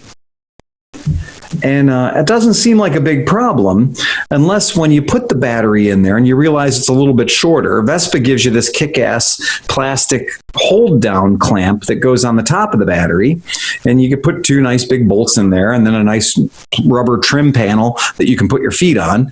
And when you put that in there, now the battery isn't really contacting that bracket. So the battery's kind of shaking around in there, and the bracket's there, and you screwed it down as tight as it goes, but it's expecting a much taller battery, and this shorter battery is moving all the goddamn time. And because it's moving, it's rubbing all the insulation off of this very, very heavy positive terminal, this positive cable. And now there's fuses there to protect things, but those fuses are downstream far. way downstream. They're there to protect things like the ECU and your turn signal flashers and other shit that is about to be way less important when this thing goes thermonuclear. And they do. And what happens is when that big red fucking cable gets through enough of its insulation and arcs directly to the body, it becomes the world's shortest duration welding set. And it does, and it turns the rest of the wiring harness into a heat sink for a YTX 12 battery, which is probably, in the neighborhood of like 180 or 240 amps. And so it becomes like a 240 amp welder right now for this wiring harness that I like to call a fuse. And this fuse is going through the middle of the bike. All your cranking amps immediately shunt to ground, yep. And you have a heating element from the battery to ground. Yep. And you have a wiring harness that goes directly under your fuel tank. Ooh. And your fuel tank's made of plastic. Oh, so the heat just... like that. And so there's pictures, not one or two pictures, but quite a few pictures of these things sitting at gas stations where the guy's sitting there and he's putting gas in his Vespa and woof, and the whole thing goes up. And so they discovered the problem was that people were replacing the battery in the bike with a non-standard, non-recommended, much better, totally awesome bitchin' battery, but not changing the little bucket that the battery sat in and not changing the bracket that held the battery in place. And that was causing... shim it up a little bit. Fold up a piece of cardboard or something like that so it clamps down proper. Any of those things would have achieved the mission of not burning your scooter to the ground. The problem is a lot of people or a lot of dealerships were just like, hey, why is it that this like 1 or 2 years only has this fucking weirdo wet, lead acid battery in it? Fuck that. All the new ones get these badass bitchin' YTX AGM batteries. Let's just chuck one of those in there. It fits, right? Yeah, it totally fits. Put it in there. And so that's what happened. And so a lot of dealerships chucked those batteries in there. And a lot of owners said, fucking get the lead acid battery out, get the AGM battery in there, and ended up burning their fucking scooters to the ground. We had 4 or 5 of them come through the shop, and the wiring harness, which is about 45 wires, was melted into it like a baseball bat you could hit people with. And we didn't have any that burned all the way to the ground like that picture shows, but we had a lot that melted down. And replacing a wiring harness in any motorcycle is not a good day. Replacing a wiring harness in a hollow monocoque welded together Vespa is a fucking nightmare. So yeah, that's one of those ones where Nick's problem, wire routing is super important. But also battery hold downs, I think is equally important, because I think that's where my problem was, it's the standard size battery, but I didn't have the little rubber strap that holds it down. Yeah, so it was moving around. So on a Super Hawk, it's not actually a little rubber strap. It's a metal. It's the metal thing with a rubber insert and everything like that. So I could show you what that is on my Super Hawk and what it's supposed to be. But incidentally, my Super Hawk does not have that installed because I'm not using my electric start. So I put a little 12-volt exit light battery in there, and I'm just running that. But now it does make me want to go back and take the seat off and be like, you know what? Maybe I ought to put something in here to shim that battery up and try to get that all cured a little bit better. Yeah. Yeah, I bought a Shorai lithium iron battery for my 64 Triumph, and it came with various thicknesses of sheets of dense closed cell foam. Right. Hey, look at that. That's a Shorai. Hey, what happened to that, Nick? Did you let all the magic smoke out of that Shorai? No. One of the cells died. Okay. So this is a lithium battery, and one of the cells is reading lower than any lithium charger will register, even like a radio control charger. Right. Oh, shit. Hey, Nick, what I have that might help you out is I have the correct multi-channel Shirai charger for that. Oh, yeah? Yeah. So if you want to stop by the shop and pick it up. Right, because there is a balance board in there. Yes. And I opened the tub because I was like, oh, I'll just replace the cell. But it's glued in there. There's not. There's, I think, a 6-pin connector maybe that you'll have a receptacle for on that. Okay. And I've got the correct charger at the shop that has the 6-pin connector for that. I'll have to try that. Yeah. I was also looking at the parts list for my CS5, and that battery's supposed to have a plastic cap that goes on top of the battery to keep it from. There's nothing that ties it down, but that keeps it from making contact with the bottom of the seat and the frame. That's pretty cool. That sort of isolating that stuff. John will remember when we first got the Royal Enfield C5s, when they came to us, they had this really big fucking monster of a lead acid battery. And, straight from a rubber boot that slid on top of it or something like that too. Yeah. So they had this ridiculously big 1960s style lead acid battery that drank like a liter of fucking electrolyte. Okay. So, and that's just, what is that? Sulfuric acid? Sulfuric acid. Yeah. And so we'd fill these things up, and you'd get them and you'd leave them on the bench to let them wet down or whatever. And you'd take the thing and you'd put it in the bike. And it was like playing the world's most dangerous game of operation, because the way they had configured their battery box is their battery box was made out of Indian steel. So it was made out of Indian steel that had been chrome plated. And so every edge on it was razor sharp. Like you'd cut your fucking hands to ribbons half the time putting these things together. And so you'd have to get the battery lined up perfectly just so. And then make sure to get the rubber insulators on, because when you put the chrome cover on, the beauty cover, it would invariably hit the terminals in the battery, because this decorative piece had zero tolerance and zero clearance. And half the time you'd have to smash it with your hand to get it to fit over the battery that they chose. In a very Cleveland Moto way of dealing with the situation, we discovered you could take the battery and flip the battery around the wrong way. And if you flip the battery around the wrong way, you could put the terminals in while the battery is not out of the bike, and you had enough reach on the terminals that you weren't overstretching the cables, because a lot of bad things happen in motorcycles when you grab the positive cable and like try to pull it more out to you, as far as rubbing and scraping and shit. We'd figured out if you just turn the fucking batteries around backwards, hook the batteries up that way, put your battery tender leads on there, and then slide them in, you had now an excess of slack in your cables, no problem. And they stopped. Yeah, they stopped shorting out. We solved it, and when we told the guys at Royal Enfield about it, they were shocked that it worked, because we said, or you could send us the right size batteries, and they decided that our way was better. At this point, why do any batteries come with those stupid little blocks that go underneath the thing instead of just having a fucking like welded in lock nut so you can tie shit into it? Like seriously, fucking squares. Yeah, like why can't you just have a fucking welded in lock nut so you don't whatever you're attaching to the battery. The square nut that isn't really a nut, and yet you get a really good battery, or something like we were talking about the battery tender, universal lithium batteries in the Shirai. They'll have like a multi-angle connector on it, so you can come at it sideways or you can come at it from the top down. And some of these batteries, there you go. That's Nick's got it. He's holding it up. Yeah, see, so that's what every battery needs to fucking have. That's awesome. And the battery tender lithiums have 2 positive terminals and 2 negative terminals, so you can use either side, left, right, up, down. Yeah. So any way you put the battery in, it's going to fucking work.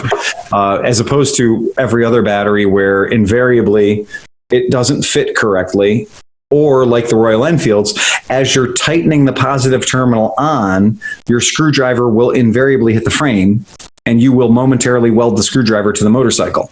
That was going to be my tech tip, is I was always going to say, you put the positive terminal on first, and then the ground. If you do the positive first and you ground it out, no sparky, then you always do the negative terminal last.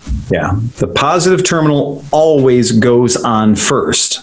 Always. And then when you put the positive terminal on, sock that son of a bitch down, pull the rubber boot insulator over it or whatever it is you're going to do, put it into its destination, and then wait with that negative terminal. Once you get everything locked down, then apply the negative terminal, because doing it the other way, and the removal is the opposite of installation. Always take the negative terminal off first. And that's just the idea being, when you've got that negative terminal hooked up and then anything grounds out on that positive terminal, hey, welcome to welding, dude. So, Phil, I mean, I know why you told me to do this, and I understand why. But if there was a listener listening and you were adding an accessory pipe or something to your EFI ECU controlled motorcycle, why would you want to ground out the positive wire to the frame after you disconnected the battery? Yeah, so all electronic devices that have capacitors inside of them, they have their batteries, dude. A capacitor, even a little tiny fucking capacitor, touched to your tongue. I'll watch. They hold power for a remarkable amount of time. And those capacitors will keep that computer chooching long after the key's turned off. And so what we want to do is we want to make sure that we've totally turned off that computer.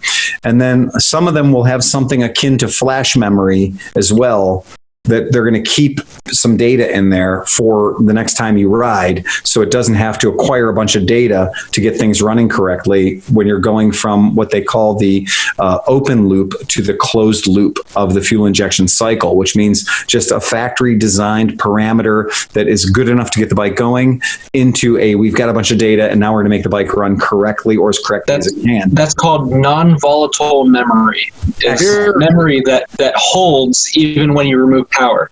Right. Yeah. Here, look into this. I'm going to erase your memory. Men in black it. Yeah. And that idea, that non-volatile memory that Nick's talking about, that's going to hold in these ECUs. And so why we talk about that is if we can take the positive terminal of the battery and we can just momentarily touch the positive terminal of the battery to any grounded part.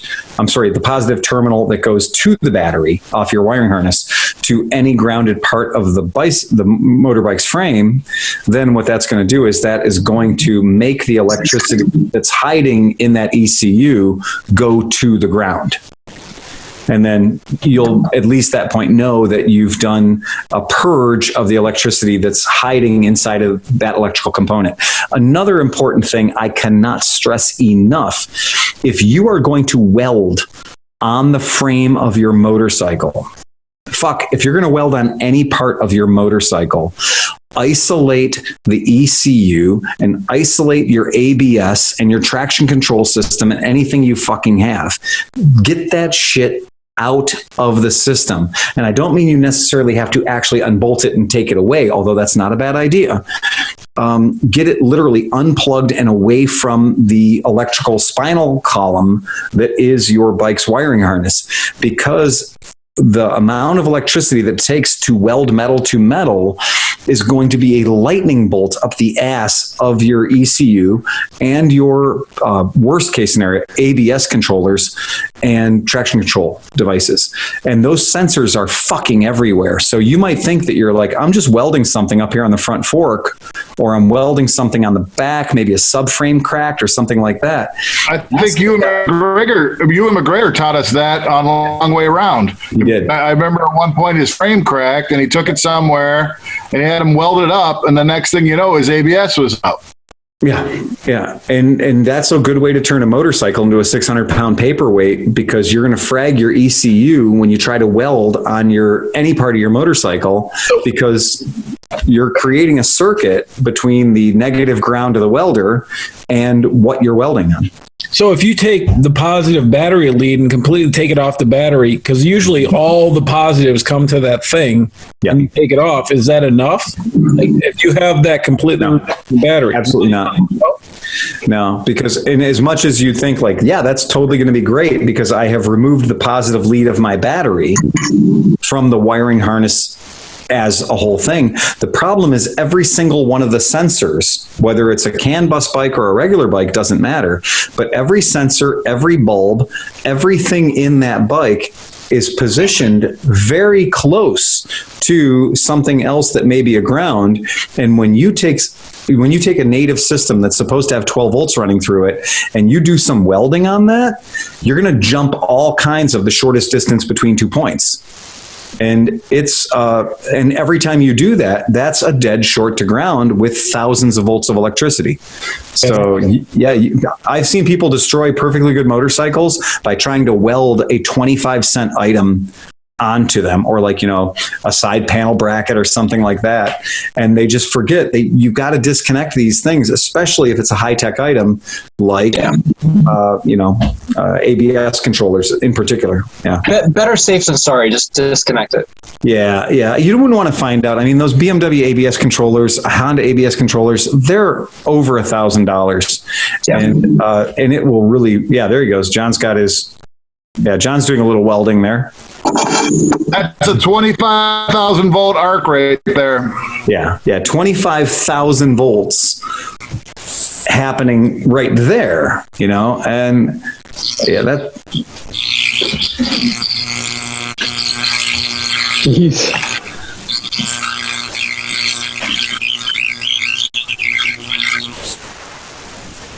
It's burning through all the insulation and shit. Yeah, that sounds good. Is it interfering with the audio? That little warble, that's the sound you hear. Yeah, that's super cool. Yeah, that's fun with electricity right there. Yeah, gotta love that. And so it's like just one of those things. If you're going to do any welding on your bike, just disconnect everything you can fucking get to. Because you know what? If it takes you an extra 10 minutes and you don't blow up a $400 component or that bullshit $5 component that you're going to have to find later on. Yeah.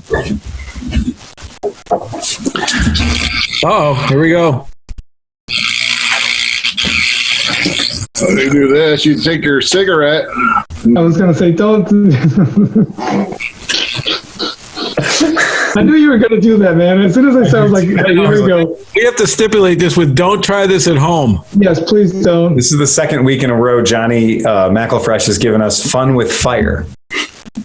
But last week we thought he was dying. Remember? It was like holding on for a minute. We're like, oh God, he caught himself on fire. I've never had one of those chase all the way back up, but I don't want to find out about it either. He apparently has never pissed on an electric fence and figured out that shit. Oh, no, I have. Oh, no, I have. I absolutely have. And I tried to touch an electric fence. I thought, let's take this little piece of grass and see if I can touch an electric fence. You're supposed to use a really long piece of grass. No, not long enough. You're supposed to be holding hands with as many people as you can hold hands with. Yeah. So Phil, we're a month. May, April, May, June. We're a month and a half away from supposedly Mid-Ohio. What's your thoughts? Well, I'm pretty fucking certain we're all going to have an open weekend. They will not commit to the fact that it's not happening. They won't commit, and I think they're literally right now. It's just a game of like they're waiting to see what Sturgis does or whatever. But Bandcamp admitted it's over. The Denver Mile High Mayhem Rally admitted it's over. So many things that are important parts of my year have admitted that it's not going to happen. But Mid Ohio is just clinging to the fact that it's like, I don't know, like maybe there'll be a cure in the next month. And but it is, I have no fucking idea why. The Lake Erie Loop is officially at least probably postponed at least till August. They don't want to give up, but yeah. Yeah, I get it. Yeah, I understand. I understand the desire of not giving up. That's fine. But, there are a lot of people who are going to buy tickets and they're going to, spend money on shit to like make this pilgrimage. And if you are going to go ahead with it, it's going to be a really, really bad event because there's so many people. Look, we have hundreds of friends that are in the restaurant and service industry, and they're sitting there right now, and our governor's like, okay, you can open tomorrow or whatever it is. And they're all sitting there going, fuck, man, you know, we love you guys, but I'm not willing to have all you idiots come into my restaurant and only be able to serve you at 25% capacity and lose my ass because I can't buy enough quantity of anything to make it profitable, just so we can go through the motions of doing it and then end up getting two-thirds of my staff sick. Well, and you know what really sucks about that is the servers and all the people that work there, right? Because it's open, they can no longer apply for they can't unemployment. So they have to put themselves at risk to go serve a bunch of fucking people that can't just eat at home right now and get sick. I think if I owned a restaurant like that, I'd talk to my staff and I'd say, okay, how do you guys feel? Do you want to come in? Do you want to work? Do you want to do this? And if they said, no, we don't want to do that, I would say, I'm sorry, my restaurant can't open because we had a plumbing problem in the basement and it would be against health, the health department for us to open. I had a motorcycle event at work today, and maybe I should or shouldn't talk about work, but at this point, I hardly give a fuck. We had so it snowed today, but for whatever reason, the mounted officers decided to get the bikes out, and so of course, if you're getting so at one point, I'm working on another vehicle, and I hear the bikes roll up, and I say bikes. When I say bikes, I mean 7 roll up to our door. Yeah. So the door opens automatically, and one guy fucking rolls in. There's barely enough room to roll in. We're packed. I'm the only person working right now, me and Vinny, because of a whole other slew of bullshit. So this guy pulls in, and next thing you know, in our little air, like right inside the door, all these guys pour in, and I went from I'm working on a car and there's 2 people in that car, plus me, plus my supervisor. Now 7 other people come in, and then 2 other guys come in. And in this little space, I'm the only one wearing a fucking mask. Everybody's all fucking, this guy's like, yeah, my radio's not working. It only works when the key's on, and blah, blah, blah, blah, blah. I'm like, well, so I'm in the middle of trying to change out a fucking modem in the back of a cop car, which is not simple. It's a lot of fucking bullshit. And then, so I'm trying to do this and the other thing. I go and I check his battery. There's 2 batteries on the bikes, one for the accessories and everything. And I'm like, right, well, this battery's cooked. He's like, yeah, I was smelling eggs whenever it was plugged in. I'm like, yeah, it has. I have a little test probe thing that has an LED light and a voltmeter. When I hooked it to the battery, it wouldn't even light the LED light. It was dead, fucking totally dead. I'm like, take this bike down to 55th Street where they work on bikes and have them fix it immediately. You shouldn't be riding it because you have good battery starting the bike and everything, but it's putting a load. This battery is totally dead, and you're going to burn out your regulator and everything. So just get the fuck out of here with your whole fucking posse and go down and get this battery changed out and then bring it back to me and we'll talk. And why the fuck did the mounted team need to take the Harleys out today? It was fucking 39 degrees, miserable, cold. You're not proving anything to anyone. It's a bullshit day to be on a bike. I mean, was there a parade going on? No. Is there a fucking, what the fuck? Yeah. I'm like, and next time maybe give us a fucking call because we're on a fucking skeleton staff. Maybe, give us a heads up, you're coming in or something like that. I'm just flabbergasted. It's like, you know what I mean? Like, nobody wearing a mask. Hey, can I get a 30 amp fuse for this? It blows out every time I start the bike up. Yeah, because the back battery is they're not smart enough to put them on like a solenoid hooked to the dip switch on the headlight so that when you start the bike, it starts it on the battery, on the front battery, and then once the bike has started, then it hooks in the other battery. No, they just wired them together. That's all I can say. So I don't think I'm telling tales out of class, but Chris Smith is looking for a new Royal Enfield C5 military. Oh. Yeah. So if anybody knows of one out in Podcastlevania out there, Yeah. So we're on the hunt for a C5 military. So let us know if you've got one, or you know anybody who's got a dealership that's got one sitting around, or if somebody wants to boot one out and trade, let us know about it. Steve, didn't you have one of those? What happened to your old one? No, not Steve, Chris. I mean, Chris. Yeah. Chris. Yeah, I'm here. Chris broke What happened to your old C5? I don't have to answer that question. Did you read me my right? W, dude. I mean, It broke. It broke.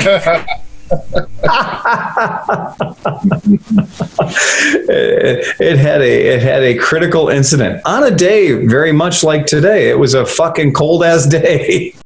I'm convinced that Chris's entire crash was based on a lack of adhesion with his tires in the concrete due to the cold temperatures. Yeah, or maybe some lack of mental adhesion. It was purely tires. It's always tires, man. Tires is a big problem, and when the weather's real cold. Yeah, that's that one. That'll get you every single time. Hey, can I throw another thing out there? I've been looking at the Janus 250. Yeah. You mean the Janus? Janus, yeah. The Janus. Yeah. Well, what? That's a perfect bike for you. You have to respect the story. They were guys that worked on mopeds for a long time and became the king of mopeds, and then they decided, you know what, we're going to bring out a motorcycle and we're going to call it the Anus. But the guy's like, but my name starts with the J, and he's like, okay, Janus, that's what we're doing. That's what we're going to call it.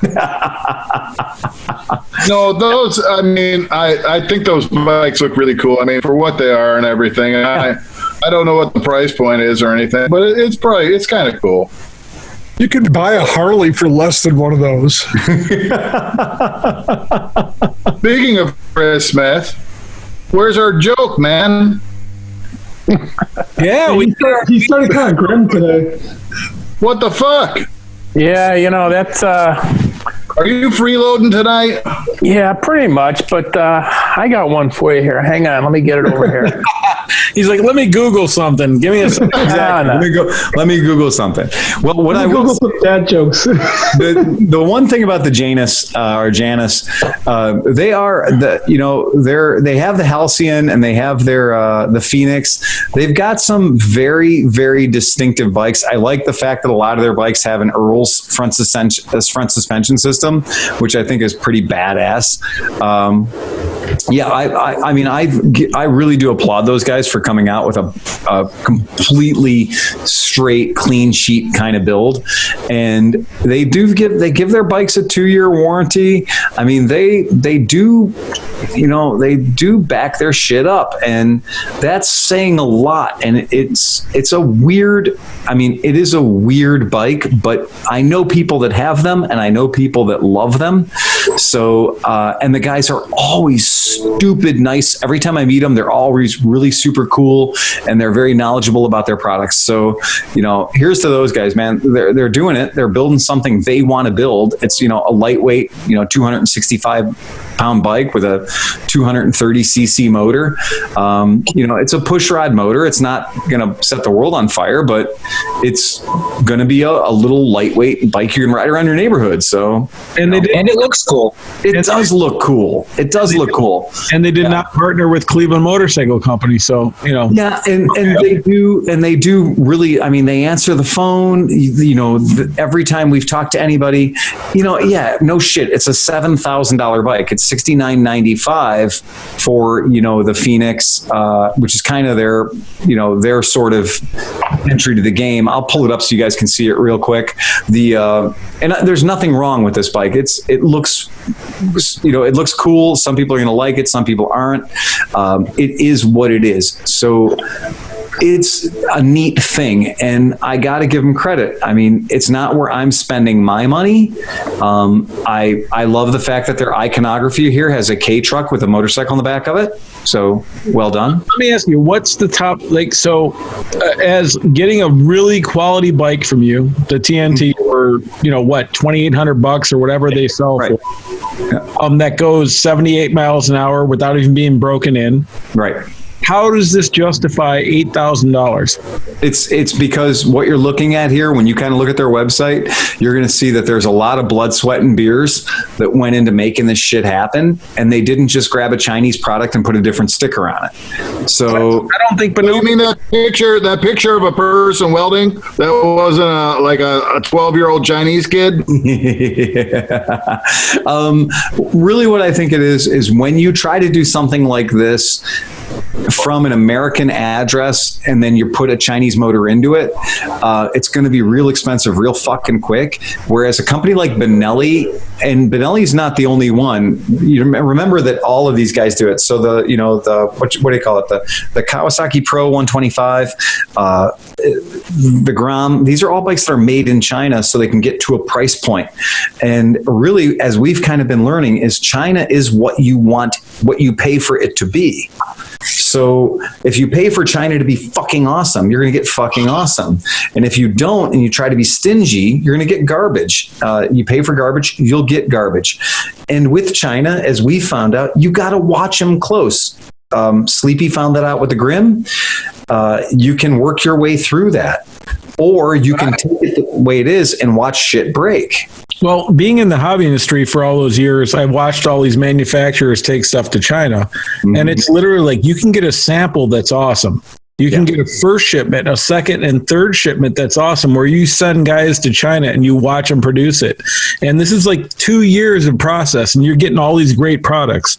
Right. The moment you pull your dude like from China, that's when they substitute everything and everything goes fucking wrong. Like you have to to make this stuff work, you have to budget in the fact that somebody's going to live in China and go to that production warehouse every single day and make sure they're doing the things that you wanted to spec.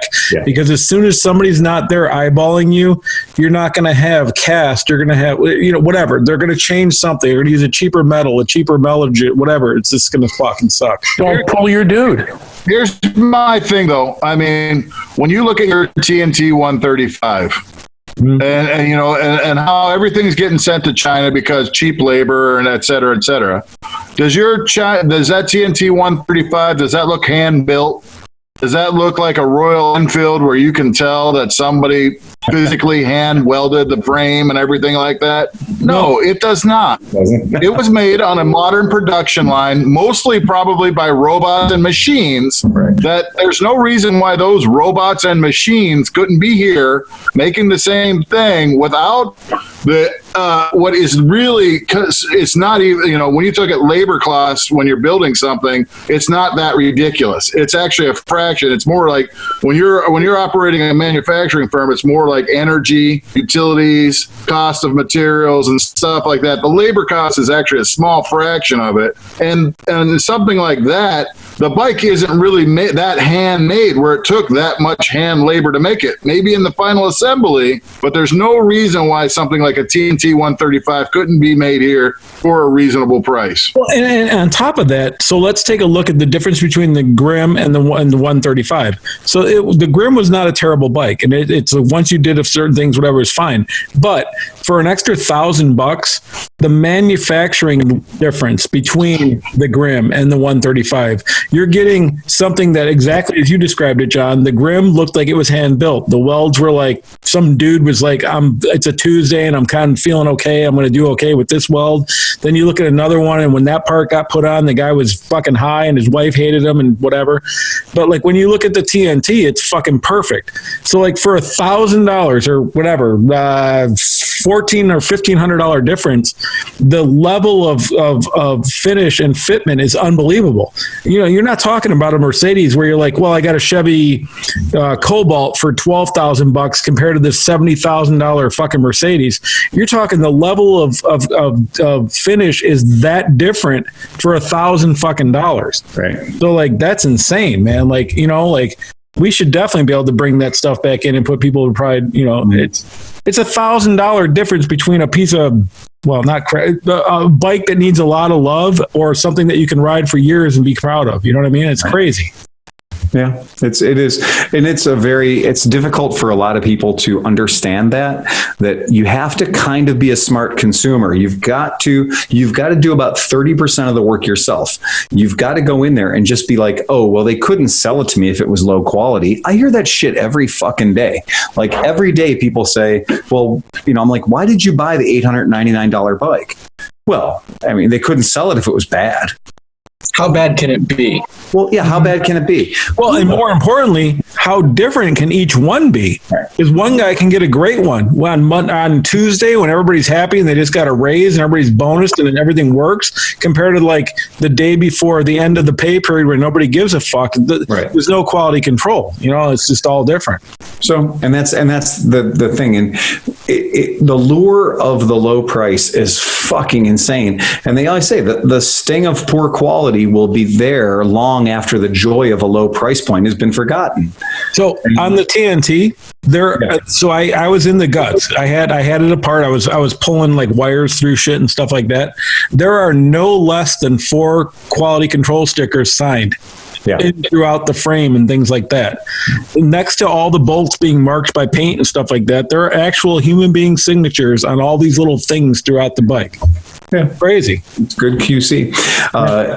Crazy thing. Did anybody pay attention to Steve Noble is doing this wacky, the big ass ride or the? Tell me a little bit about that. Anybody got any details? Yeah, I saw that.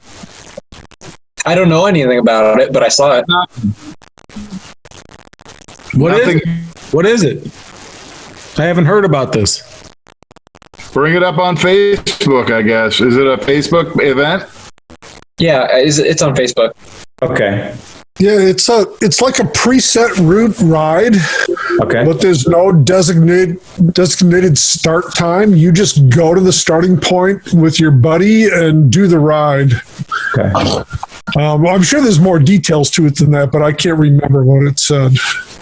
Is that fairly long ride? Right. It said big ass ride. So is that what we're going to be doing this year? Is that going to be the way events are being run? Is that it's just going to be like, okay, this is the route.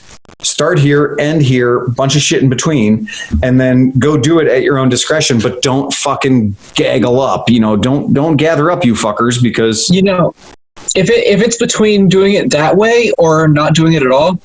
Right. I'm all for it. Yeah, amen. Bring it on. And shared experience. If you run across other parties, you run across other parties. Yeah. That's fine. Yeah. Stay spaced out in the parking lot. Do what you do. Yeah, I think it's good. It's called the Big Long One. The Big Long One. I think Mr. Hoffert's working on a big long one right now. Okay, yeah. Since Fuel Cleveland has been canceled due to the pandemic, Noble Moto. I took a nap before the podcast. He's got it muted so we don't hear him snoring. Steve looks like the drinky bird right now. I have to go back and watch the one where I passed out. Steve's head looks like he should be bobbing into a cocktail right now. But okay, so the Big Long One by Noble Moto. Dick on his face from here. We could, yeah. Since Fuel Cleveland had to be canceled due to the pandemic, Noble Moto figured we could have a big long ride instead and still be able to keep social distance. Okay, yeah. The ride will start and end at a location to be determined in the greater Cleveland area. We'll have directions in print available for download. The ride will wind through the country and be about 200 plus miles long. And with the directions, people can cruise at their own pace, wherever they want, keep social distancing, and remain safe. Hopefully someplace will open up for food or drinks afterwards. Stay tuned. Okay, cool. Well, that's it. Sounds like a good time. Yeah, it does sound like a good time. That's what we've been doing every weekend. Exactly. It's the exact same thing. Right. Yeah. It's the exact same system. Just don't loiter in one place and get the attention of anybody who's going to be a cock about it. And, that's fine. And do your thing, and if you do it and you're going to have a great time, fucking ride your bike, man. Go ride your goddamn bike. He's back. He's back. He's up. I see him. He's vertical. So speaking of Steve, last week on our ride, we stopped and we got to see one of his shit plants. and it was way cooler than I ever imagined. That was a very good time. It was really cool. And like the amount, like people take for granted what it takes to get shit and piss to turn into drinking water, but we got to see the whole thing. And I don't take that for granted at all. Yeah, no, it's really fucking cool, man. It does not smell bad at the end of the tour. Yeah, we had a sip right out of the fountain. We just like scooped it in there, right in the thing, and took a swig, and it was great. But no, it was really, really cool. Like, yeah, but those middle parts were not that good. Is that a little bit chunky? Is that where Steve gets his water for making his beer? Yeah, well, yeah, right. He is going to make some beer there, right? Well, there's free corn. Makes all of his own bourbon out of recycled corn. You're gonna mash in. But the process is really fucking cool. Like you get, like if you always pass the places you see, but you don't understand what's going on. And when you start to see all the different processes and stuff, it was really cool, man. I really enjoyed it. It was neat. So could you, if you did that, Steve, and you did recycle pre-cycled corn, you could call it brown mash BM. Brown mash liquor. We've already gone through it. We would say our logo would be from your ass to your glass. It's like the coffee, the peaberry coffee. It's been through a monkey. Well, this has been through a human. I've had that. So I've had that Costa Rican coffee that's been through a monkey. And I was like, it is no better. Speaking of monkeys, Steve let Chris Smith ride his monkey, and it looked like a fucking gorilla humping a football the whole way through the whole. Speaking of Chris Smith, where's that joke, Chris?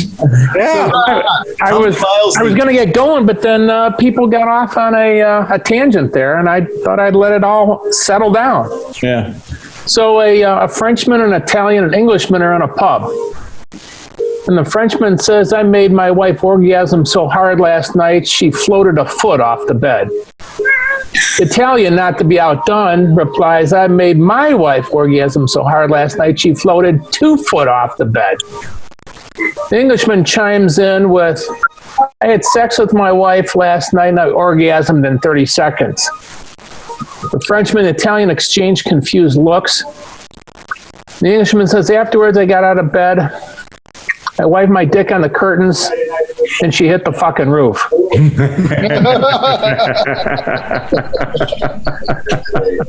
Yep.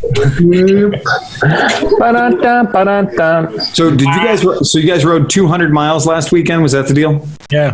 On your ride? Yeah. So after 200 miles, Chris Smith, do you think you're going to be doing the cannonball on a monkey? Well, Steve tells me that maybe that lowering kit, that I could lower my legs 1 inch on each side, is going to make a great big difference. 1 whole inch? Yeah. You would be surprised because he had that on his Africa Twin. Yeah. And I liked it a lot. It was, just lowering your foot pegs a little bit more. Does seem to make it seemed to make a big difference. Now, I obviously don't know what it was like to have my foot pegs up a little bit more, right? But it was really comfortable. A little bit of extra room makes a big difference. It's insane. On my NC 700, I was very uncomfortable, and I got a different seat, and I was still uncomfortable. And then I got, same as Steve, I got the Knight Engineering 1 inch lowering pegs. Game changer. That 1 inch somehow like changes your knee position or something. It's amazing. It really works. Are you guys ready for a third testimonial? Because I got one. Yep. Because on my Suzuki Bandit 400, I have Buell foot pegs that are 1 inch lower. Yeah. And they make the world of difference. Yeah. It's crazy what 1 inch can do. No. 4 times. Especially when you've only got 2 to begin with. That's 50% more. Well, with the Zero electric motorcycles, the SRS now, the difference between the SRS and the SRF is the SRS has got foot pegs that are literally 1 fucking inch lower, and everyone's losing their goddamn minds. The rest of the bike is the same frame, same everything. It's the same fucking bike. They made the handlebars like 2 inches. Oh, you're muted. Hey, hold on. Sleepy muted me. Sorry. You know what happens? Like when there's noise, these fucking things jump up and down. So I'm about to hit like Nick or something, and then it fucking moves and Don't you mean happen again? Yeah, blame the equipment.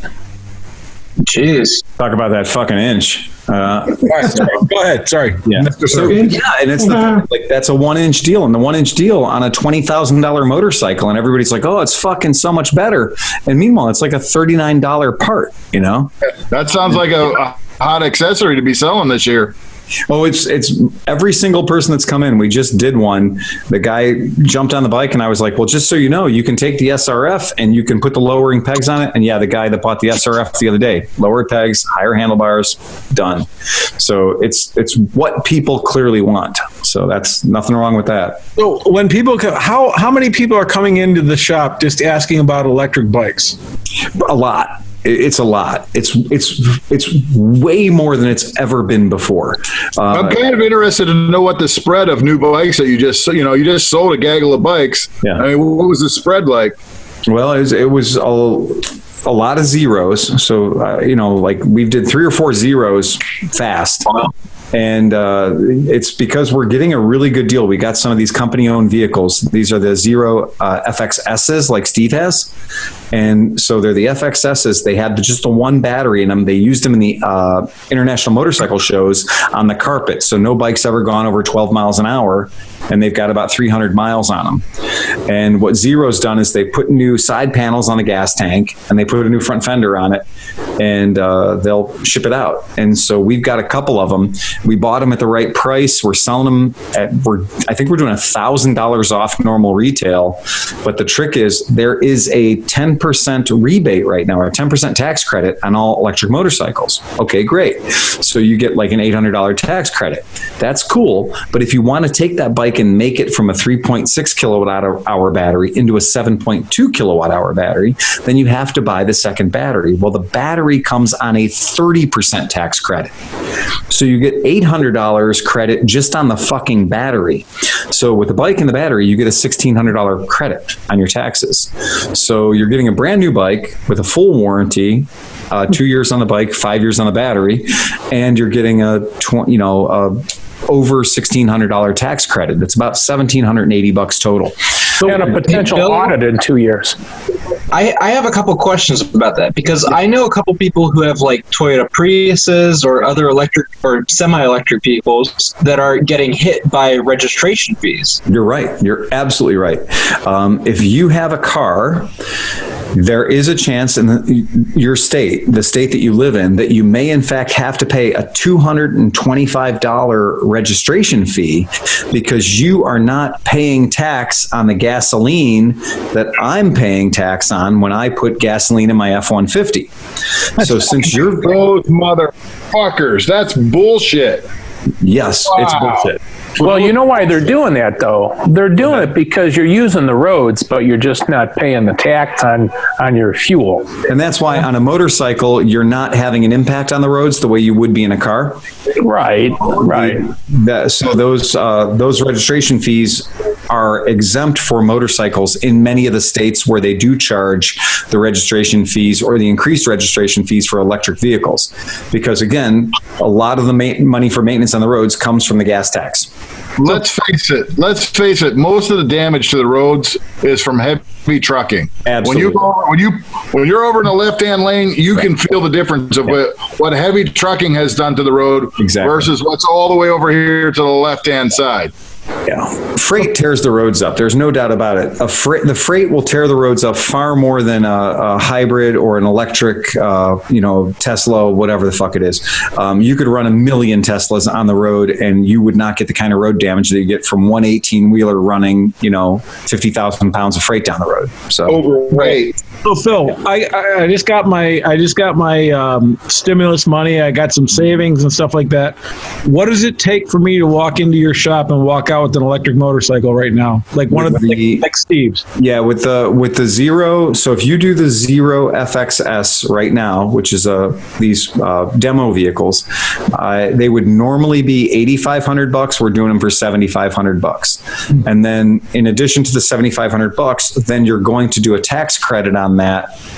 That's a one line item tax credit.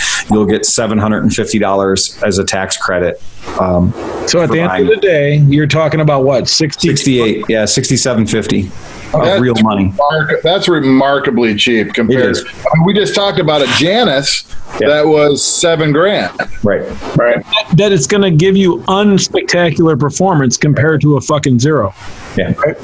Yeah, it's a completely different market right now. It's a very, very strange market right now because comparing the electric to the gas right now is a very real tough thing to do at the moment. I'll be back in a second.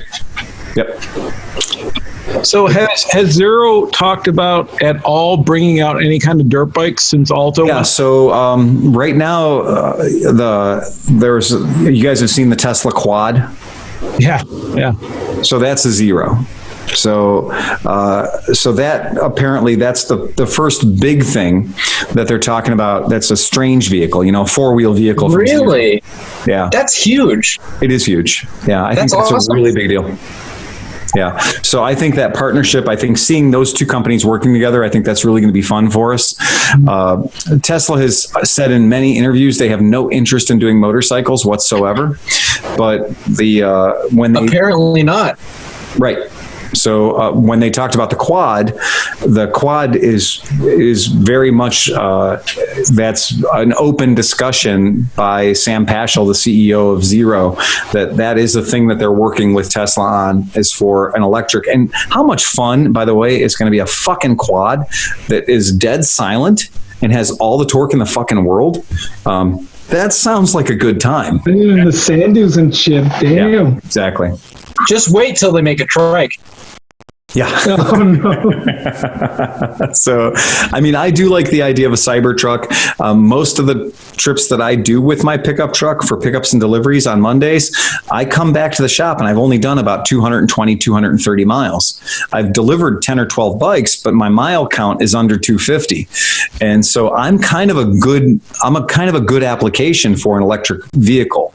With a lot of torque? Yeah, for pickups and deliveries. Yeah. So that's an interesting thing. So yeah, I might be a candidate for an electric pickup truck, especially if they make it, make sense. If I can use it the same way I use my F-150 or the same way I use my Tundra, it makes sense to me. Yeah. I have an off-topic question. Yeah. Is Rand dead? Haven't seen much random thought. I do have talking about dead and our podcast listeners who might be dead or dying. Not to bring the room down. We got some Patreon messages that are kind of kooky. I'll pull this one up so you guys can read it. This is off of our Patreon feed, so I'll pull this one up. We have got this is Michael Woods. And Michael Woods apparently in Ireland has the fucking Rona. So yeah. So this is our podcast listener that is dealing with the Rona right now. And sure as hell you can see, Michael Woods says, just found out I have the COVID, and that's what you get for stopping for the police. Oh no. Oh no. Thanks for the podcast and hello to Renee. Renee says, howdy, and do you seriously have the vid, man? He says, yeah, I got tested on Tuesday. So far, really bad flu, but the only downside was my balance is gone, so I can't turn left in my bike without wanting to fall down. Luckily, I can work from home, and just looking forward to the testing the new Honda RRRRR. Yeah, the Pirate. Nice. Yeah, the Pirate.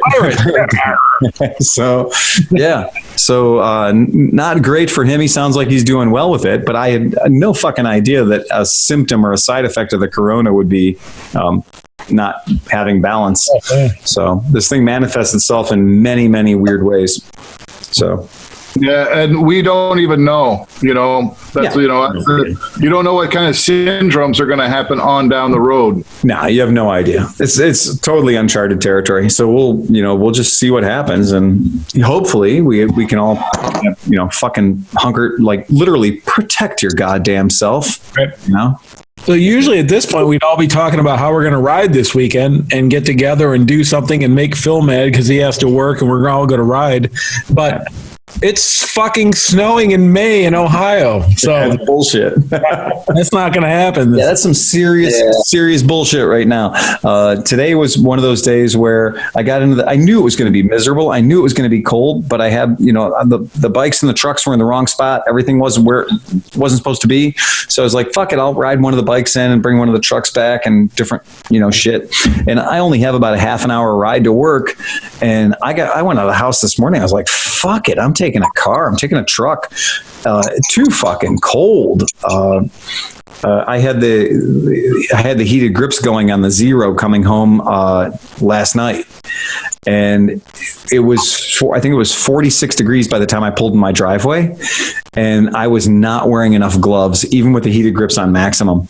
But let's talk about the craziness though. At 5 p.m. it was 70. Yeah. And then at 7 p.m., it was 43. It was 46. Yeah, exactly. Yeah, whatever. Yeah, it dropped like a rock. It went nuts. So yeah, it's a kooky time right now. It's insane. I just feel I have this strange feeling. I'm like, I need to get out and do something more ride related. I've been doing a lot of individual solo riding, and I've been doing every fucking test ride I can do at the shop. I tried to take you up on a 6 o'clock last Saturday, but it was so fucking great. Right? Didn't it like fucking storm like it was crazy? No, it was fine. He was balls deep in selling bikes, and it was after hours, and he was waiting for another guy to come in. Yeah, John had made it a point to call me at like 5:45, and he's like, "Look, I know your schedule, I know what you're up against, but you said if there's a ride after 6 on a Saturday, you might be in on it." Well, we had a couple of people that were trying to come in under the wire, and 2 rules in retail: 1, don't ever stay late for anybody, because fuck that guy. Invariably, you could sell 8 bikes during the day, but that one guy who says, I'm on my way, I'm going to be there by 6, he's going to show up at about 6:45 with no fucking money, no fucking credit, the best of intentions on a motorcycle he hopes to, have repoed in 90 days. And there is no chance in shit he's going to buy anything. And he's going to show up at your shop with 19 generations of his family and not a mask between them. And they're all going to want to use your bathroom. And if I sound like a disgruntled shopkeeper, I am. And I got here for a reason. But yeah, this dude showed up and I waited. I waited for like 45 minutes after we closed. I was hungry as shit. I was burned out and tired. And this guy showed up and I was like, how many people did he fit in that fucking car? And of course, they all had to come in. And then it turned into a dick measuring contest. Well, like, oh, well, you're a new rider. You've never ridden anything before. So maybe the CB500F is good for you. Or maybe the R3 is good for you. And meanwhile, he's over there looking at the R1 like, well, this is what I want. Yeah, right. I'm like, oh, fuck you, So you're saying you should have went on the ride? Yeah, that's exactly what I'm saying. I should have went on the ride and I should have left a picture of my finger saying, everyone else got here before 6 o'clock. What's your problem? So yeah, if they couldn't be back in 1 hour. What's that? We'll be back in 1 hour. Back in 1 hour. Yeah, the real customers are going to be there when you're open. Yeah. The guys that are going to lie to you and tell you they're going to be there in 5 minutes and not show up for 45 minutes, they were bullshit to begin with. Right. Well, I know for a fact that if you really want to buy a bike, you can get it done in 15 minutes at Cleveland Moto. And you don't have to even come in the store. Nope, not at all. Yeah, I mean, we've got our paperwork system down to, it's like basically just lick your hand and smash it on the paper. Or don't right now, but yeah. Yeah. We've got things down to an extraordinarily streamlined system. And it is very funny. Steve came in and I was busy with a bunch of other people. So he got short shrift because that's what happens when you deal with family, right? The family always gets fucked over for the. Completely fine with it. I looked over and I was like, you deal with that Marine that's not buying anything, and I'm going to buy my bike. That's fine. Well, the Marine did buy something. Oh, so you're talking about the really short guy? No, remember the guy with the Marine jacket? And he did. Well, he turned out talking tails out of class. That guy was all talk and no credit. Right. So yeah, he didn't tell me he had a bankruptcy last year. I just remember that he was like, so they won't finance a sidecar, but I want this bike. And he's like, yeah. He's like, what about a helmet? Will they finance a helmet? And I was like, I'm leaving Phil alone on this. That happened. that was real. Buying a bike, talk to Renee, see you later. Yeah. We had a dude come in the other day. And he's the shortest person I ever saw that is getting enlisted into the military. Because when the guy came in, at first it was like, and I'm getting old, so I don't judge age correctly anymore at all. So like if somebody comes in my shop, I can't tell whether they're like 11 or 31. And many like Jerry Lee Lewis had this problem too. So it was really weird. You got that right. It took a second. This guy came in and I didn't know he'd enlisted in the military. He's going in the military like in a few months. Well, he's fucked. My nephew's in boot camp and it's been super extended and shit because they're like in limbo. They're in fucking boot camp purgatory. How the fuck do you do boot camp in COVID? Yeah. They put you here in fucking perpetual lockdown, and they fucking like it's his boot camp turned into we don't know when you're going to get out of here, but you're not leaving. No, you're not leaving. No. That's insane. Your property, Uncle Sam, until he decides differently. And they just made it. I just saw a news article. They made an announcement that they won't take you in the military anymore if you have any COVID history. Yeah, of course not. So get the COVID, and you can't go in the military. But what's that going to mean whenever eventually 70% of the population has had it? Right. They're going to start. They're going to start taking trans and gay people again. Although I totally want to fucking enlist in Space Force. Yeah, that's great. Yeah. What I think is insane is in the military, 99% of what you do is clean shit anyway. So with COVID, they're going to turn it up the extra percent. Like the military is just cleaning. It's advanced. It's all it is. They're going to march you through the fucking cattle dip every morning. It's advanced custodial skills. Like that's what military basic training is. It's picking up a rock, cleaning the bottom of the rock, and then putting the rock down again. I'm convinced they just need fucking test patients. They need fucking a petri dish to test. They're just studying what happens. Yeah. I'll tell you. No, that's Las Vegas. We'll tell you about that. Test vaccines on them if they already had it. Yes. And a lot of the stuff that we had back in the 80s, they were testing vaccines on us. And then we found out later on when we got activated to go to certain duty stations, whoa, we can't send you to this theater of operations because the inoculation or the anti-NBC drug we're going to give you will interact poorly with the drug we gave you in 1988 and could fucking kill you. So every soldier has a thing called a shot card, or it's a shot record.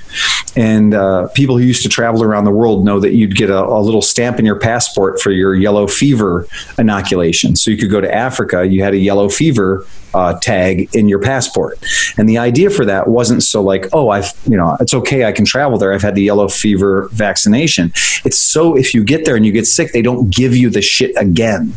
So they don't double down on something that could be dangerous if they give you 2 of it. And that's why in the military, we have our shot card that tells all the different inoculations that you've had since the day you joined, which is about fucking 100. And then they find out what theater of operation you're going to. They look at your shot card and go, oh, well, you haven't collected these 7 players on this scorecard. So now stand still and we're going to hit you up. And I've been in the situation where we've been in a military vehicle standing there and walked down a line and they've inoculated you in each bicep with the air guns as you go down the line because you're on your way to somewhere and that particular area you're going into requires these vaccinations. So the military is no stranger to having some sort of documentation that shows that you've been inoculated for a thing, so you don't die or get killed. I think right now we're doing this all wrong. Like, we're opening small things and stuff everywhere. I think they should have opened up the cruise ships first and then let all these people fucking pile on there, get sick and die. Can you imagine how better the world would be without all the fucking cruise ship people walking around fucking face to face with us? They're still advertising the biker cruise, and the biker cruise is going on in January. You guys can buy your tickets right now. It's a cruise of nothing but bikers. Yeah. So, and I'm sure the deals are fantastic. Let me ask you this. Does a DOT-approved headband work on a cruise ship? I just wonder how they're going to do all the biker-related stuff, like Bite the Weenie and all the various different biker games on a cruise ship. I mean, what's the analog for a motorcycle when you're on a cruise ship out in the middle of, wherever the fuck you are in the Atlantic Ocean? What was the little blurb about us being number 4 Harley Davidson podcast? Oh, yeah. Yeah, and Dan knows about that. Dan brought that up. Yeah, I ran across that at random. I mean, it was like fm.com.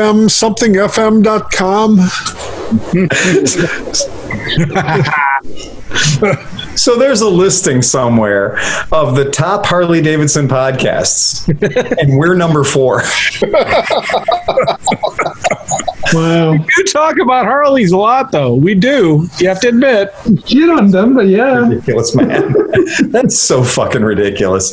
Again, we got to say Harley more. We can get to the number 1, I'm sure. I think we have to do more SEO. We have to do more product placement of Harley Davidson in our operation. Fuck, man. Like, how bad is it? How low is the bar? How low is the bar of Harley Davidson podcasts that we're number 4? Yeah, right. Well, how about the group that's number 5? They got to be scratching their head going, what the fuck are we doing wrong? Well, how about the group who's number 3, who's just barely in front of us? Yeah, they're partying all night long there. The way I look at it is we're this boys are chomping on our heels. The way I look at it is we're this close to getting on the podium, boys. So step it up. I might get some shit embroidered that said top 3 Harley Davidson podcasts. Yeah, top 3. Top 3. I think just saying Harley Davidson more will get us. Oh, that's true. Honorable mention, Harley Davidson podcast. Fuck Harley Davidson. Get a purple ribbon. Hey, by the way, what do we got to do to get Sleepy back on Facebook? Oh, I have 14 more days. 14 more days. What the fuck, man? Well, what'd you do? What'd you do? That didn't work out perfectly because about 16 days ago, I snoozed you for 30 days. So Well, the thing that got me banned, believe it or not, was my daughter kissing me on my cheek. wow, bullshit. The AI decided that was pedophilia. So wait, when your daughter was kissing you on the cheek, could you actually see your asshole at the moment?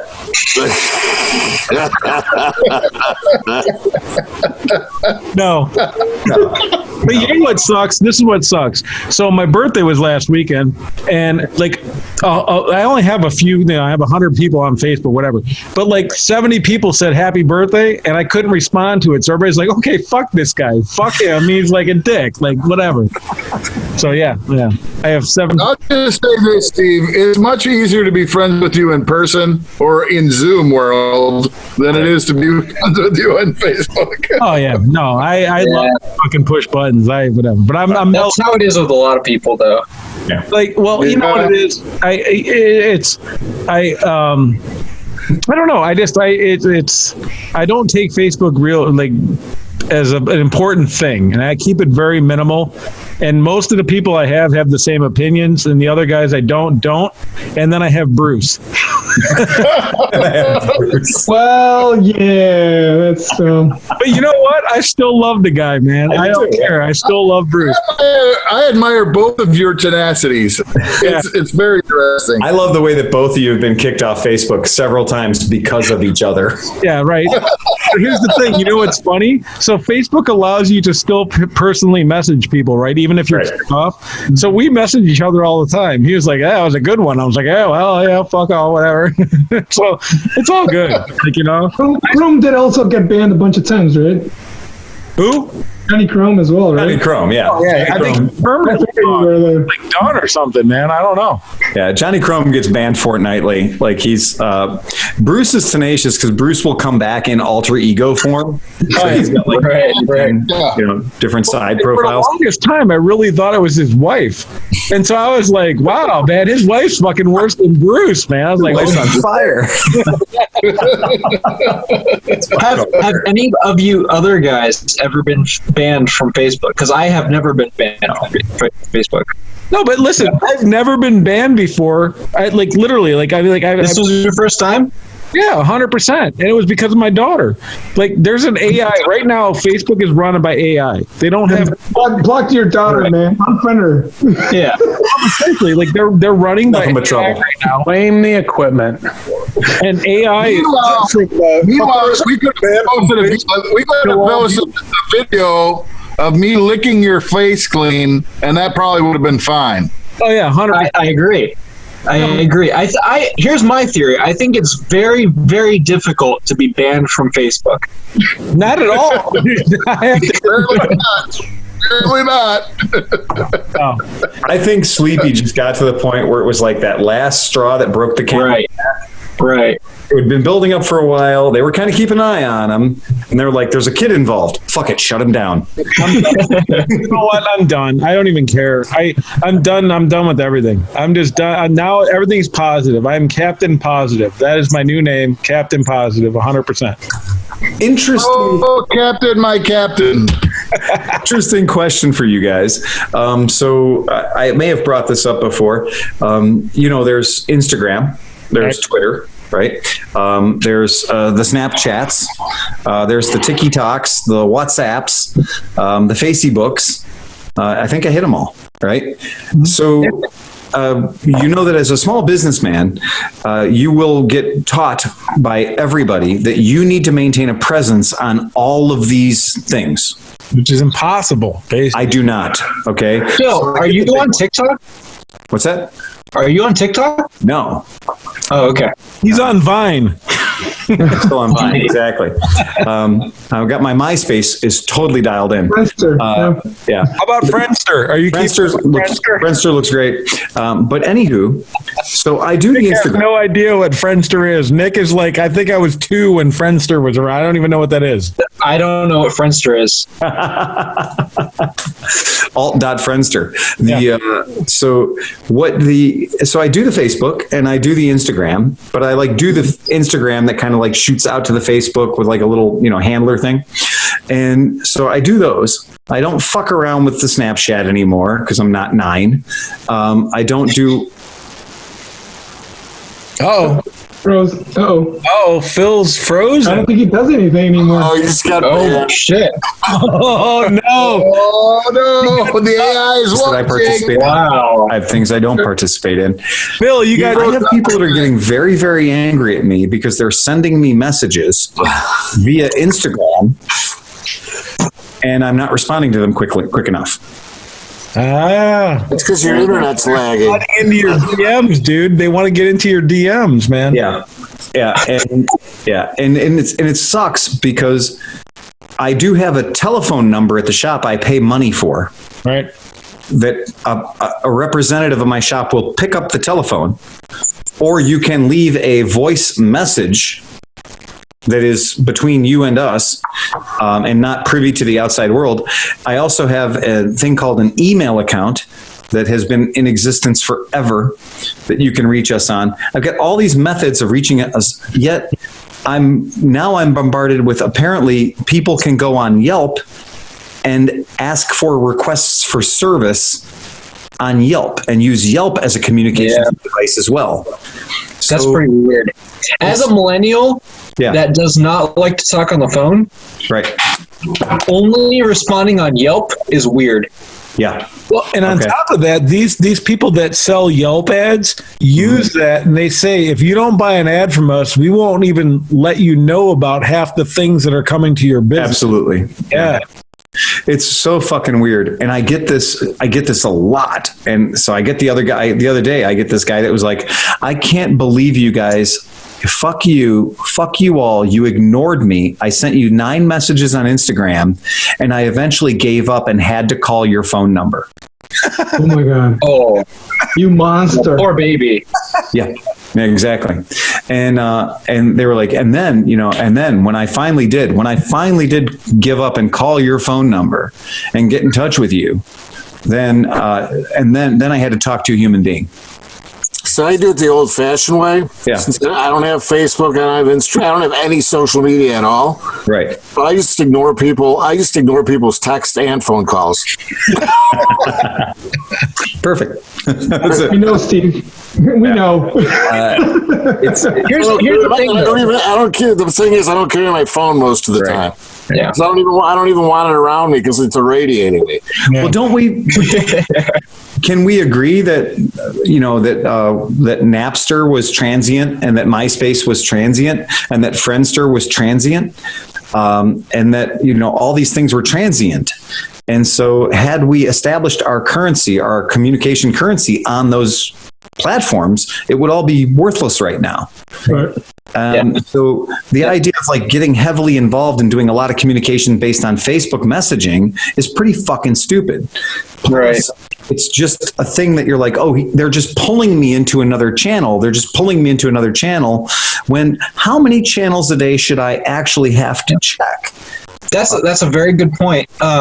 Because at the end of the day, all social media platforms are they're always changing. Yes. But that being said, Facebook has been the largest social media platform for the past several years. Oh yeah, by far. But here's the thing: as a business owner, as long as you have a presence on it, at least as here's my shop, here's the info, please contact me at. Yeah. You shouldn't have to do any more than that, because you can't, like, as all these things develop as a business owner, you're already busy doing your business. It's hard. Right. You don't want to hire a whole person just to handle all your social media if you're a smaller place. Right. So it's completely relevant just to put like, hey, we're really busy. If you need to contact us, here's the number. And if people get mad about that, that's on them, man. That's like ridiculous at that point. Well, there was a point where I would have said, don't even pick the name of your business until you get your URL for your website. But now, I mean, a lot of businesses don't even have a website. They just have a Facebook page. Like, you go to Mike's Pizza in Newburgh Heights, there's not a website. You go to their Facebook thing, and that's where you can look at their menu. That's all they have. Right. So it's kind of the death of the website. Is free. Right. But the thing is that's okay, though. If they just want to have a presence there, and that's okay. And if they focus on that and everybody knows, well, hey, they don't have a website, this is it. But if you're just a general business and you have all these things, at least if you have something like contact me here, and then, you leave a number or you leave an email or something, and people still get mad, that's on them at that point. Like, you can't. I get it. Yeah. But there's a disconnect, though. I think a lot of people think that a business is just its Facebook page, but they don't realize that there's a whole, actual business involved. So here's an interesting experiment that I conducted a few months ago, where I had set my phone so that I got an alert every time I get an email, and I got an alert every time I get an Instagram, and I got an alert every time I get a Facebook message, and I got an alert every time I got a Twitter message, and I got an alert, of course, every time I got voicemail at the shop. And I got an alert every time I got a normal text message. And so you had this in your pocket on vibrate, and after 72,000 orgasms, what? Yeah. And that's the thing, is that because you have all these channels coming in at all these different times, and all these channels are all doing what? They just want eyeballs on their advertising. So they're going to encourage the maximum amount of traffic that they can create, so that you'll constantly be referring back to their site or their channel. And that's what the bullshit factor is. And because the signal to noise ratio is all fucked up. And that's where we've created this situation where it's, oh, are you kidding me? That's so much work if I have to click off of this app and click onto this app so that I can text you or call you or send you an email. Sending you an email, God, that is a lot of fucking work, man. I'm already at Instagram looking at pictures of my friend's cat. Why the fuck do I have to go and literally go to move my thumb another 2 inches and turn on my email? You know? Yeah. Well, see, it's a generational thing too. It's like Nick was saying that he doesn't like to talk on the phone. He'd rather. Don't put that on me. No, it's not. I'm not saying that. I'm just saying that. It's not an insult. I mean, I grew up where we're on a BBS. Okay, so nothing was instantaneous. Right. You would leave a message. You would dial up. Leave a message for somebody, and then like 5 hours later or 2 days later, you get a response to whatever you said, and you didn't expect that somebody was going to respond to you within 2 seconds of you leaving a message. Right. So as an old guy, I look at it like I don't expect to return your thing. I don't expect you to return, give me a response when I say something to you. Right. Just don't expect it. I got a good one. Hey, Alexa, play Cleveland Moto podcast for the next 12 hours. I couldn't find Cleveland Moto podcast for the next 12 hours.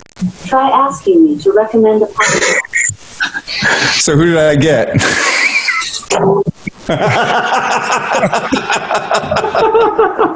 Wow, I thought it actually was yours. Dude, that is Alexa Russian roulette right there. I didn't hear what it played. I have no smart devices in my house. Every time I do that, it gets somebody. Yeah. It pisses people off to no end. So, yeah. I made one of those, like the equivalent to the Alexa with an Arduino, just for shits and giggles, and it's made out of cardboard and shit.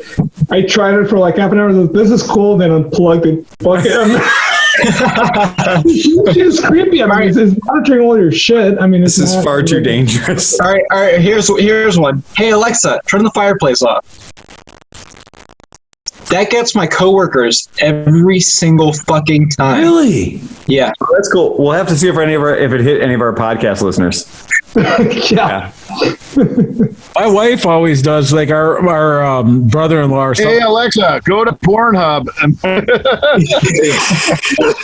My wife likes to fuck around though and be like, hey, Alexa, order me some dynamite or something like that. And she's like, I'm just waiting for the fucking letters to come in. Exactly. Oh, getting swatted. Yeah. All right. So that's it. My Alexa's only listening to Phil tonight. Yeah, right. For 12 I hours. do have a good voice for Alexa. Yeah. So before you end, since apparently there's a lot of latency, we have to pick one person to sing the outro. That will be the best. It shall always be Johnny Mac. Johnny Mac. Can I ask one question before we go though? Yes. I wanted to ask this before. Okay, so I'm down to my last bike that I'm repairing. It's a CV354, and I pulled the cam. Advanced mechanism. Yeah. Yeah. So see these little tabs on the top here? Hmm? Yeah. Well, I have a new set, not a new set, but I have another set. This one's totally rusted out. So it would take a ton to fix it. But the other set I have, these two tabs are gone. Can I run it with those two tabs gone? Well, they're clearly not load bearing. They're just a locator. Okay, So it's But like what Phil says. So that one doesn't have a pin that locates it. Like Right. there's a a lot of them have a pin that goes into the camshaft that locates it. The pin is there, and the pin is on, and Uh-huh. that's where the pin went, right there, and that's why it failed. That's why the bike failed. The pin was gone. Yeah. So I have another set, and I have the pin, and everything's fine. But these two little tabs, there's a like a cap that goes over this and a bolt that goes through the center. Yeah. The cap's got a slot in it. Yeah. I don't know if I could just run it without these two things. I mean, the cap doesn't seem to have a timing issue. I mean, it doesn't seem to affect the timing or anything. Well, don't those tabs? I mean, those tabs are just sort of folded over there to kind of hold that piece on. You know what I mean? To hold them together. Yeah, will the cap hold it and keep it from moving it around? I'm pretty sure it will, because it's like you can see that it's like up, maybe raised like a half a millimeter. Mm-hmm. So yeah, I think that's just one of those things, Steve, where you're gonna have to fucking throw it together and see what the fuck happens. Okay. And remember, fine. I mean, if it might just, the advanced mechanism may not work correctly. Loctite and 25% more torque. But you can put it together, and all you have to do is just put it together and rev the motor once, and watch your timing. You know, put a timing light on it, and watch where your timing marks, because you know you have your forward advance marks, and just make sure that when you rev it above $2,000, it goes to the it's lining up with the forward advance marks and doesn't go stupid. Right. Yeah. And then my other issue is, do I have a 4-to-1 or I have a 2 and the 2 and the 1, like two and the 1s, or 1 4-to-1? I mean, is there an advantage to the 4 and the 1? Yeah, the 4 and the 2. The 4 and the 1 sounds great. It does? The 4 and the 1. The 4 and the 1. Yeah, I will always say that 4 into 2 is better. Fuck you. 4 into 1 is lighter. That's I don't think it makes any fucking difference whatsoever. No, it doesn't make any difference at all. The chrome's better on the other. Why don't you have 4 into 4, you fucker? I wish, if I had the option to put 4 into 4 on my Bandit, I totally would. Oh yeah, absolutely. Absolutely. Yeah, there's absolutely there's no doubt in the world that, anything, the Honda CBX 6 into 6 is one of those things that it is just exceptionally stupid. There's just no getting around the fact that there's no practical, I'll throw a picture of it up, because there's just no practical reason on the planet it exists other than the fact that it's just fucking just dope. It's gorgeous though. It's a giant fuck you to everybody, to like, dude, this is the most 6-cylindered motorcycle on the planet. I've got pipes sticking out everywhere. Everywhere. You think you were cool with the Triumph Hurricane with 3 into 3 down the right side? Well, I've got 3 into 3 down both sides, motherfucker. Our church can only afford one new organ. No, I got it. It's a CBX. Yeah, you guys have opened a totally new rabbit hole, because now I'm thinking of trying to build an exhaust that is 4 into 4 on the Suzuki Bandit. Right, exactly. You have? You know, when you look at this particular build, this is my favorite CBX build of any CBX I've ever seen, the Rocket Garage one. It is just obscene. Yeah. I mean, it just has no tribute other than the color to the original Honda CBX. It's just a fuck you of pipes. It really is, and that's all. That's really what it is. I mean, there's billions of hours of work that went into this thing, and it's magic and everything else. I don't give a shit. It's just 6 into 6, and if you can't count to 6, you don't deserve to appreciate this motorcycle. I think having a 6 to 6, you can at least tell how each cylinder is running. You know what I mean? If you got a dead cylinder, you can, it helps a little bit. Oh, and with the CBX, you'll have at least 2 dead cylinders at any given moment, because you got 24 valves and 6 carburetors. There's all kinds of shit that can go wrong. What about a rotating Gatling gun exhaust? Gatling gun exhaust. That would be cool. Yeah, it would only be one pipe that actually fired, but it would be timed with the crank. So you haven't seen that yet? It totally exists. They exist. Trust me. Well, I've seen the Gatling gun exhaust that rotate as a accessory item, but I'm saying that you have a a cylinder that fires only when it's lined up. So it's like it's like an interference device on a machine. Like a bullet does not run into your propeller. Exactly. Yeah. Yeah, that's exactly it. So the cylinder only fires when there's an exhaust pipe in front of it. And so it's like, it's timed like that. Again, stupid shit I should never think about ever, especially in the room with three of you guys. Bad idea. Well, it's great to think about, but you have to fix the shit. That's the problem. No. I've moved on to a new level that I only get called in for consulting work now. So occasionally Sparky or one of the mechanics will come forward and they'll be like, "Hey, I got a weird thing back here. Can you come back and take a look at this and tell me how the fuck this is meant to work?" And I basically go back there and I go, "Oh yeah, you got to move this over here and move that there and put that there and turn that." And they're like, "What the fuck? He's a wizard. I haven't seen him lift a screwdriver in 6 months, and he came back and fixed something we've been working on for 9 hours in like 1 second." And I'm like, that's the fucking secret, is when you get old enough to know that weird shit. And that's it. I don't know. It seemed like every time whenever I was working there and I had to go to you were sweating a little bit. You're like, "Oh, fuck." Oh, Dude, I'm terrified. When John comes to me and goes, "Hey, man, can you give me a hand on this?" I know I'm going to have to make something up. Total fabrication at that point. Total bullshit. I'm just winging it. Jamie Weld. Yeah. No, that's a 3.5 stroke motor right there. That's the way that was meant to be. It's a wankle. They all make that noise. I'm just sitting there. I'm like, "Oh, he's fucking lying to me," but whatever. It might work. Might work. I'll try it. Right. Next thing you know, it worked, and we're both scratching our heads going, "Shit, I really didn't think that was going to work, but we're going to do Hurry it." up, call the customer, get the fuck out of here. Hey, let's order like 400 of those and always do it that way forever. Yeah, and that is the name of the fucking game right there. John, play us out.